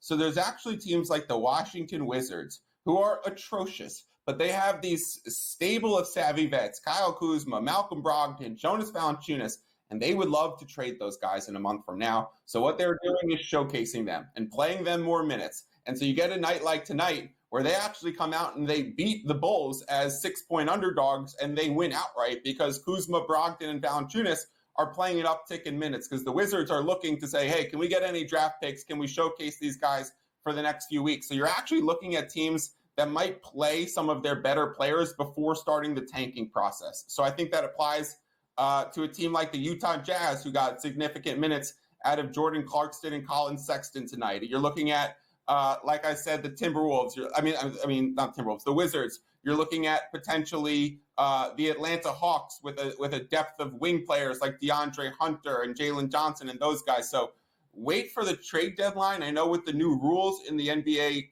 CBA, trades are a bit more difficult, but a team like Miami, a team like Washington, a team like Houston, those teams are primed to make some moves. So I'm actually keying in on some of those teams that might be sellers at the deadline to play into now. What do you think of Golden State, Mike? You know, this team was 12-3 at one point. They're now 16-16, 4-13 over their last 17 games. Monster underrun. By the way, are they sellers? Are they going to add on, or are they buyers? They are buyers. They have, one last gasp with Stephen Curry. We saw that at the beginning of the season. They do have the pieces where they can really compete with some other teams, especially with rest. When they went into their slump, it was a lot of games in a shortened window, with Steph missing some, with Draymond in and out of the lineup. So I'm not reading too heavily into it. What I'm saying is they need one more piece. So whether it was Paul George in the offseason or Lauri Markkanen in the offseason, they didn't end up getting those pieces. They bring in Dennis Schroeder, but they're not done yet. So once they get one more, then you can start backing the Warriors. Mike, great job as always, man. Check out his stuff, ActionNetwork.com. We'll do it again soon. Thank you.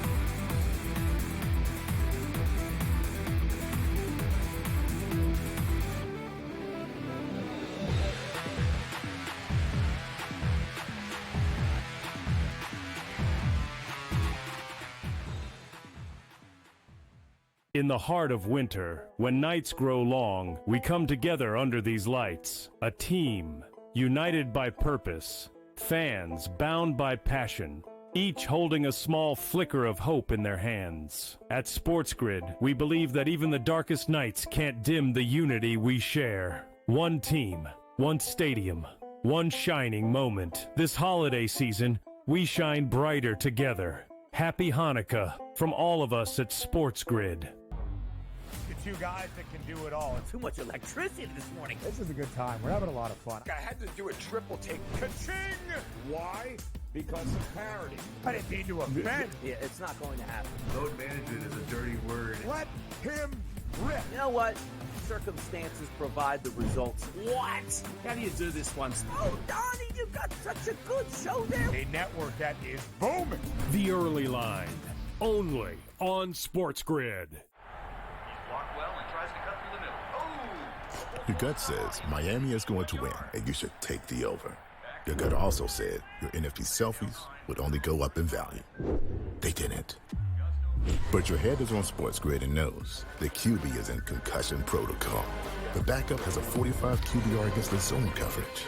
The New York D has the most sacks in the league. So yeah, trust your head. It's smarter to be on SportsGrid.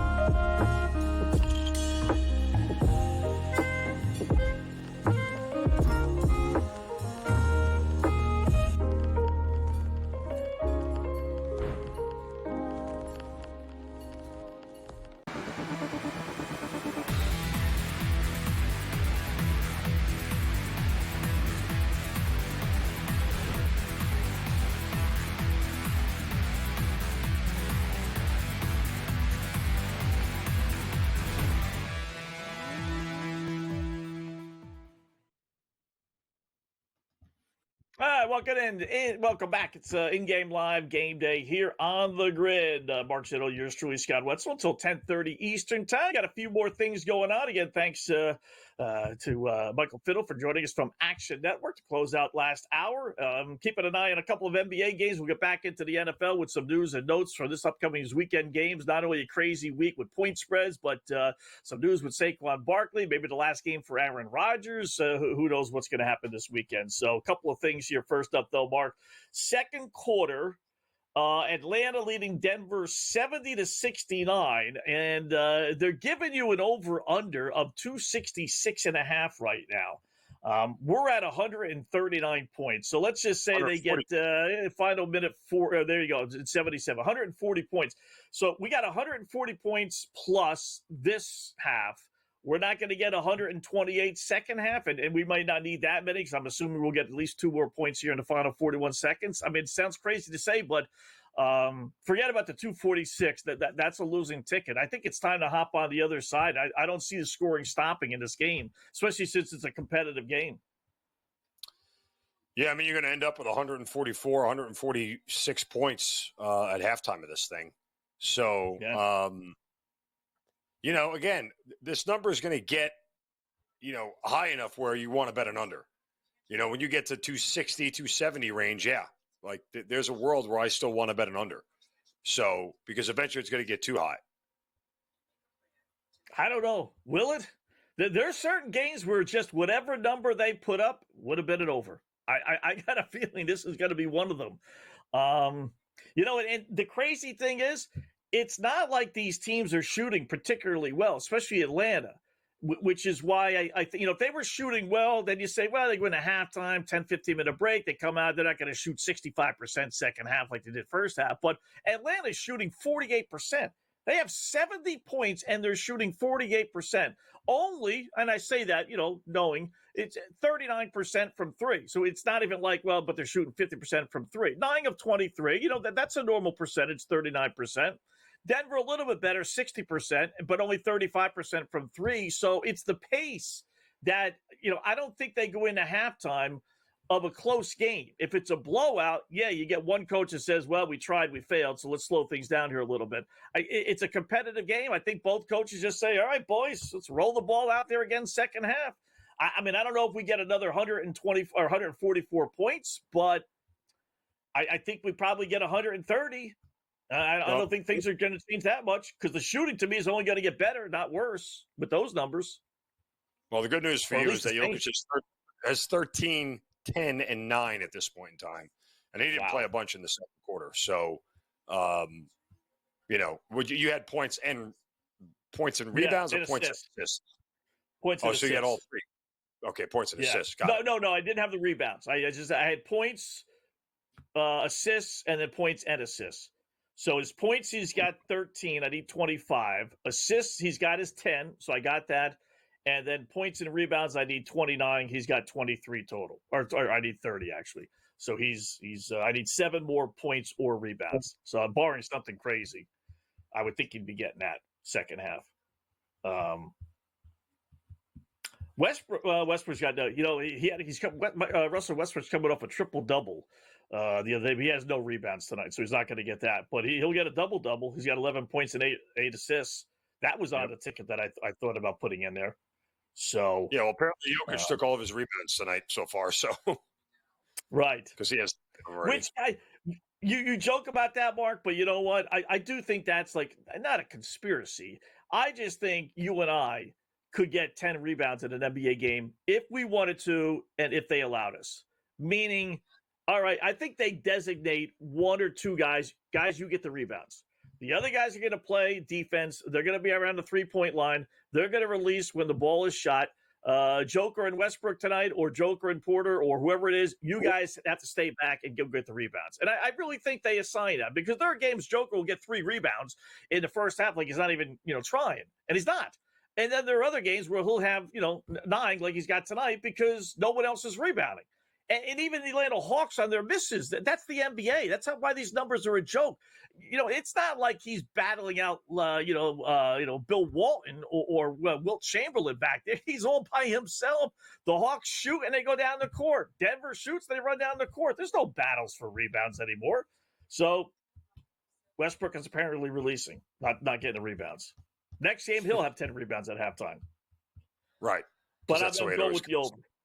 Yeah. 74-71, 145 points. They're giving you 265.5. You need 121 points second half. I think that's a winning ticket. I'm ready to rip up the under 246.5. I'm going over. Whatever they post, I'm going over. No, I'm not. I'm not fighting you on it. I mean, again, I'm clearly going to be wrong here, so I'll defer to your expertise. Yeah. I did look it up, by the way, NFL. Interesting. And it is true. You should do this. I'm a little surprised at the results, but I will tell you. Let me put all the games in before I explain it. But there's 2 ways to bet this thing, right? So let's say you think Cincinnati is going to make the playoffs. They actually offer you on FanDuel, as I'm sure all these sites do, teams to make the playoffs. Cincinnati is plus 18 to 1. Now, in order for Cincinnati to make the playoffs, what needs to happen? They need to win, Dolphins need to lose, and the Denver Broncos need to lose, right?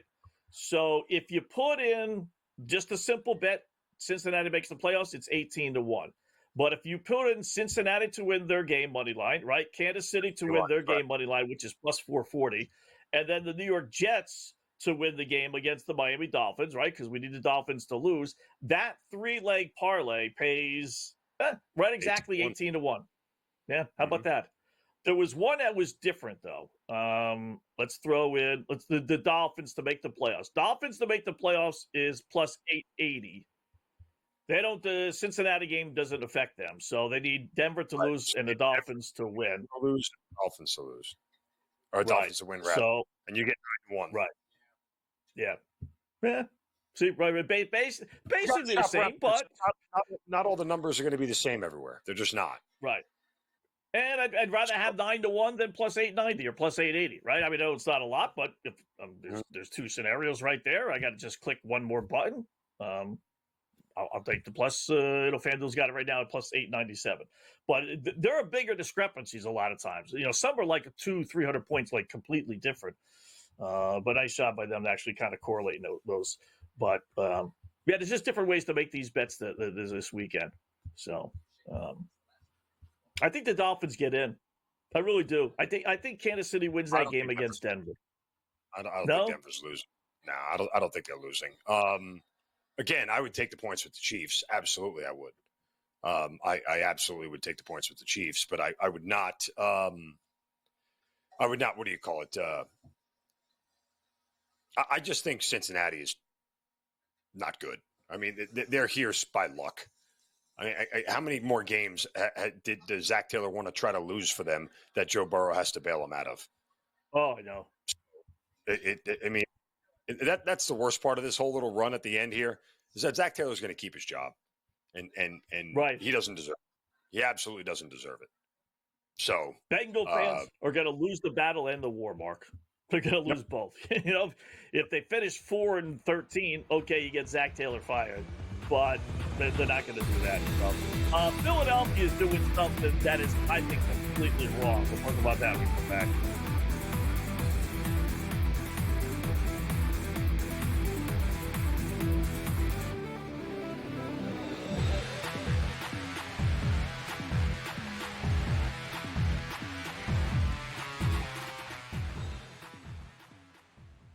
So my team didn't win this weekend, but I still did with this app that's taking over the game. Sports Millions Pick'em lets you make quick and easy predictions. Pick your favorite players, go higher or lower, and you can still win big even if your team loses. Plus, the multiplier is insane. With just a few picks, you can win big money.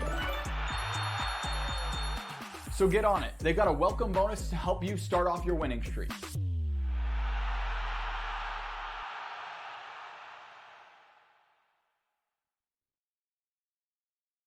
Anyone that's been to a sporting event, the atmosphere before a game, I think Game Time Decisions has that same exact atmosphere. This is our arena. This is what we do. There is going to be an energy to Game Time Decisions that you will feel night in and night out. The excitement you get when you lock your bets in, when you're figuring out what you want to do, we can zone in on the biggest games each night. I want this to be the place that people come to before the game starts so they feel as ready as possible to lock in their cards. We are going to hit every single one of those markets that you need to know about. We're going to go through every single thing, and I've got a great team behind me that's going to help me get the job done. There is not going to be a better place, I promise you, than Game Time Decisions to get that new information, react to it, and be able to then bet accordingly. We will have everything at our disposal, and we will use that to our advantage. I'm Kevin Walsh. Tune into Game Time Decisions from 6 to 8 p.m. Eastern on SportsGrid. Blocked well and tries to cut through the middle. Oh! Your gut says Miami is going to win, and you should take the over. Your gut also said your NFT selfies would only go up in value. They didn't. But your head is on SportsGrid and knows the QB is in concussion protocol. The backup has a 45 QBR against the zone coverage. The New York D has the most sacks in the league. So yeah, trust your head. It's smarter to be on SportsGrid. The two guys that can do it all. Too much electricity this morning. This is a good time. We're having a lot of fun. I had to do a triple take. Ka-ching! Why? Because of parity. I didn't mean to offend. Yeah, it's not going to happen. Load management is a dirty word. Let him rip. You know what? Circumstances provide the results. What? How do you do this one? Oh, Donnie, you got such a good show there. A network that is booming. The Early Line, only on SportsGrid.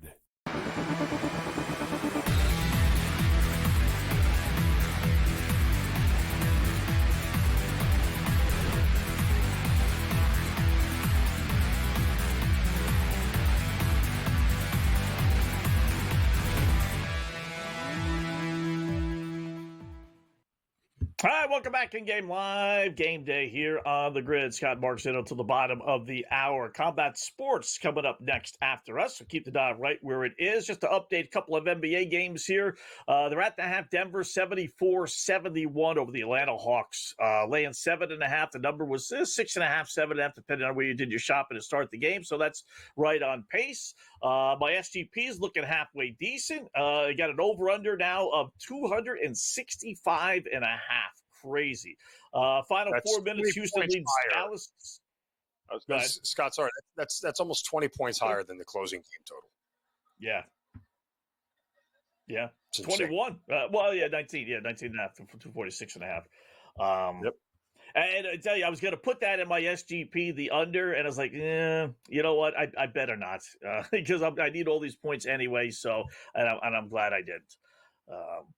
I just don't know how you look yourself in the mirror giving up 74 points like the Hawks have done at halftime. But that's the norm, for them. The two of the highest scoring teams, the two teams that are Denver's number 1 over. I told you before the start, Atlanta's number 3 over in the NBA, and there you go. And Sacramento 9-7 over Philadelphia 76ers. They're just underway, obviously. So, Mark, I was surprised. Crazy day, so I didn't really keep up on a lot of things NFL-wise, watching all the college football today and everything that went down in New Orleans. But I see where the Philadelphia Eagles have decided to not play Saquon Barkley on Sunday, thus ending his chance to set the all-time single-season rushing mark. 101 yards shy of Eric Dickerson. I tell you what, two things. One, they could have played him another series last week, believe it or not, in the fourth quarter, but they didn't. He got his 2,000 yards, but this is a once. This reminds me of the Indianapolis Colts in 2007, 8, the year they went to the Super Bowl. They were undefeated 14-0, and they had Peyton Manning play the first half against the Jets. They benched him the second half. They lose the game, and they don't finish the season undefeated. They end up losing the next week against Buffalo, but they didn't play anybody in that game. You don't have opportunities like this. You're telling me 1 week off is going to make Saquon Barkley that much better for the Philadelphia Eagles in the postseason? I would think Barkley did admit today that he really did want to play this week, but he's not going to rip Nick Sirianni. I think this is a Bush move. I would have let him play. Every one of those offensive linemen, no doubt, wants to be part of that as well. I don't like this move at all. Yeah, kind of tough. I'm with you. If he wants the record, you should give him an opportunity to go get the record, right? Like, isn't that the fair thing to do? Right? Right. Like, maybe that's what it is. See, if he needs, what do he need? 105 yards? Like, give him the first, take it quarter by quarter, right? Right. If he gets 25, 30 yards in the first quarter, okay, well, let's keep going, right? But, like, if he's struggling early and it's just not there, in the first half and he's only got 20 yards after, the first half of football, the holes aren't there, whatever, then you can yank him. But it feels like the right thing to do to give him the opportunity to try to go ahead and break the record. I actually have a future on him to break the record that is now not going to cash because he's not playing. Yeah. And there's nothing you can do about it. That's not like that would be voided or returned because he didn't play. Yeah. And you knew that going in. Like, I saw that a few weeks back. It was 5.5 to 1 on FanDuel when it, about 4 or 5 weeks ago, when the notion was just kind of brought out there. And I said, I put a couple shekels on it as well. But, even betting aside, it's just, and I knew that going in, that they could be playing for nothing. But I thought the fact that it was the Giants, and how great would it be for him to set the record against the Giants? I get, but it's just like, again, I'm not an NFL player. I don't know what one extra day off or week off, however you want to describe it, not playing this weekend would affect him the following weekend. Would it really help him that much more? Maybe, but I don't know. You're a football player. Like I said, this is a once-in-a-lifetime opportunity. I don't think he's rushing for 2,000 yards again. And I really think every one of those offensive linemen, right? You don't have offensive linemen. They don't have stats. You don't have touchdowns. You don't have receptions. You don't have sacks even, right? Well, what do you have? You have the ability to say, yep, I was a starting offensive lineman, or I was an offensive lineman on a team in which the running back set the all-time rushing mark. They would all want him to set it. They all should have walked into that office and said, come on, coach, what are we doing? Come on, let's do it. Like you said, see what happens after a quarter, after a half. If he's got, 20 yards, okay, we failed. But if he's got 50, it's the dopey New York Giants. It's not like the Giants are playing for anything. I don't know. I think that's so weak. It reminds me, like I said, of the Manning thing. The same thing. I remember at the time. I can't argue. I'm with you. I certainly don't see a reason to sit him other than, health. But, there's no guarantee he can't hurt himself on the first play in the playoff game, right? Like, right. All that stuff can easily happen. So that's what you make of it. Yeah. I wonder if they're worried about him getting hurt or they want him to rest up. If it's rest up, I may not agree with it, but okay. If they're worried about him getting hurt, he can get hurt walking out of the bathtub. I mean, that's just life. What are you going to do? Sit in a bubble for a week until the playoff game starts? I mean, I just think that's the thing, boy. That's what makes this so tough this week, betting on some of this stuff. You find out 10 minutes before a game that, the starting quarterback isn't playing, or if he does play, he's only going to play a quarter. No going in, right, Mark, that whatever game you play, if it's not, Detroit versus Minnesota or maybe Cincinnati versus Pittsburgh, outside of a handful of games, you just got to know going in that you may be getting screwed because guys counting on playing just aren't playing this week. Yeah, again, it's, imagine too, and this doesn't really work into the betting world, but if you're one of those flawed fantasy leagues that actually has playoffs in Week 18 and Saquon Barkley has gotten you this far, because he's gone off every single game, and now he's not going to play in Week 18. yeah. That sucks. Yeah. Your best bet this week. There's a guy that one of my followers follows that emailed me or texted me or tweeted me actually. I'll give him props. Sal Betts. I don't know how legitimate he has these numbers, but he's got a bunch of players that need yards, touchdowns, whatever to reach contract incentives. That's probably your best way to go. Find out those guys and bet those props. And you'll probably do better than betting the game themselves. I will close up shop next.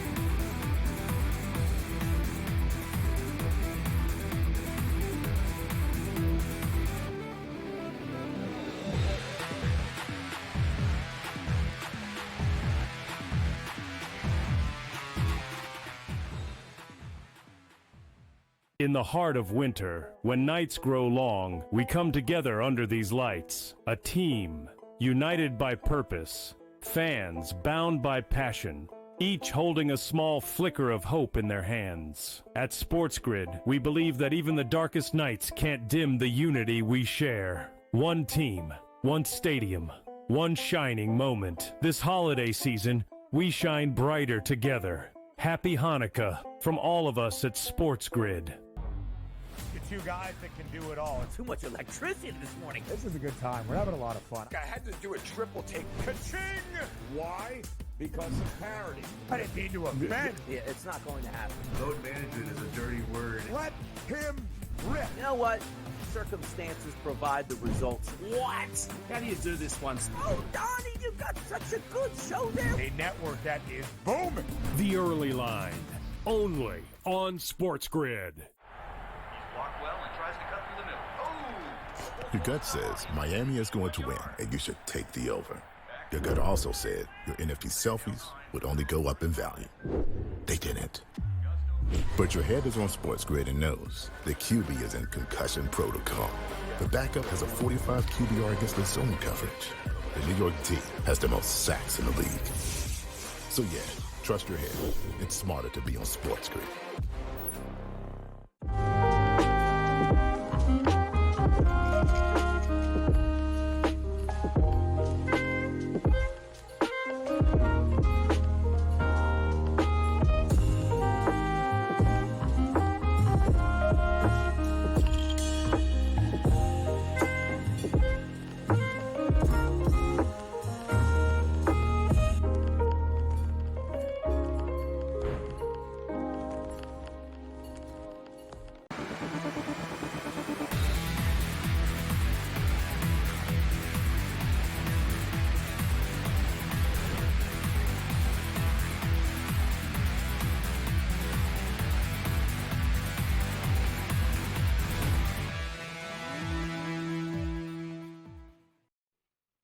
All right, welcome back in Game Live. Game Day here on the grid. Me and Mark Zinno for another couple of minutes here, looking at the NFL and ways to bet the NFL this weekend. So, like to give props. So, I'm not saying these numbers are legit, so just take them for what they are. But a guy who's got a lot of followers is Sal Betts on Twitter. Got his tweet from a buddy of mine. So, here are some numbers, Mark. And some are the key is, listen, you're going to pay a premium on this stuff. But the key is to get the guy's numbers that are close to what his real totals are in the game. Like if a guy needs 100 yards passing, well, there's no sense betting his over 250 yards passing because he can get 100 and be taken out of the game. So you got to try and line up the guys whose numbers are, close to what their real number is betting wise. He says Mike Evans needs 5 catches, 85 yards. He gets a $3 million bonus. Tampa Bay needs the game, playing the god-awful Saints. I like that one a lot. I bet over it. Those numbers are going to be pretty close to Evans' real numbers, right? Yeah. Also, Baker Mayfield has contract incentives for passing yardage, passing touchdowns, passer rating, completion percentage. So, he is somebody who's going to be – and Mayfield has said out loud to the media that he's hyper-focused on Evans getting his 1,000 yards. So the two of them are on the same page with this whole thing. I'd be surprised if they even didn't have Mike Evans props. That's how big of one that one is. How about Cortland Sutton for the Broncos? Needs 82 yards receiving to get a $500,000 bonus. He's hit this number 4 games this year. Facing the Chiefs, resting some starters. It's only $500,000, but that's a lot of money to these guys. It's a lot of money to everybody, but even these guys, I like that one. Tony Pollard needs 83 yards rushing for Tennessee, right? For a $250,000 bonus. 2 touchdowns, he cashes in another $250,000 bonus.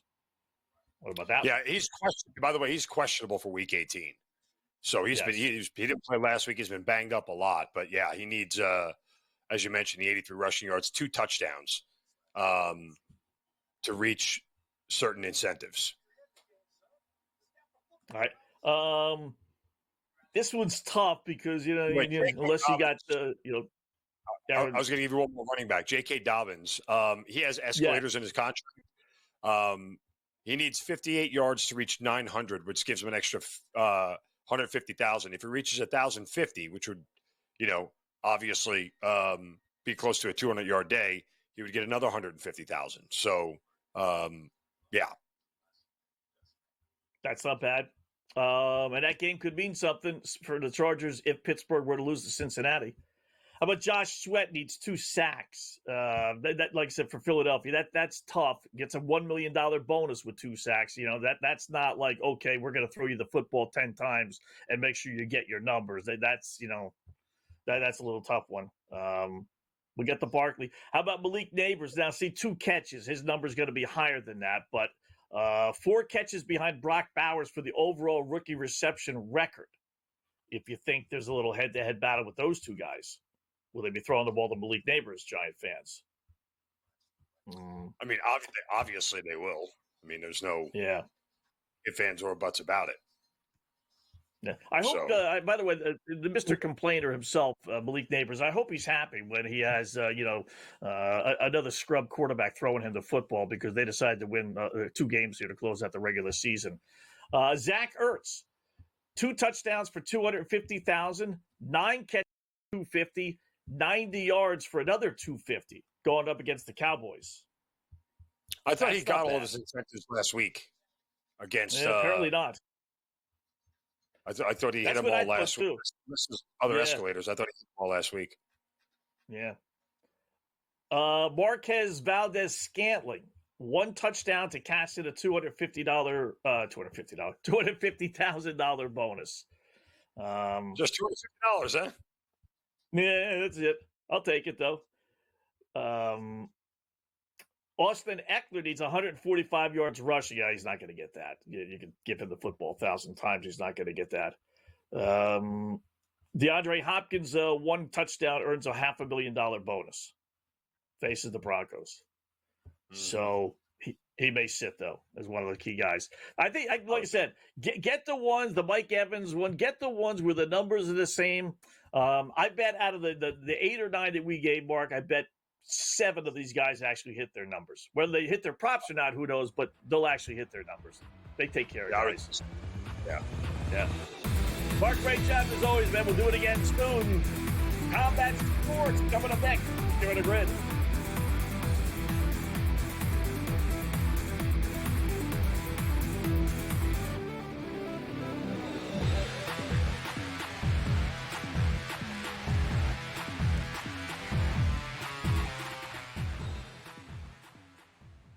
In the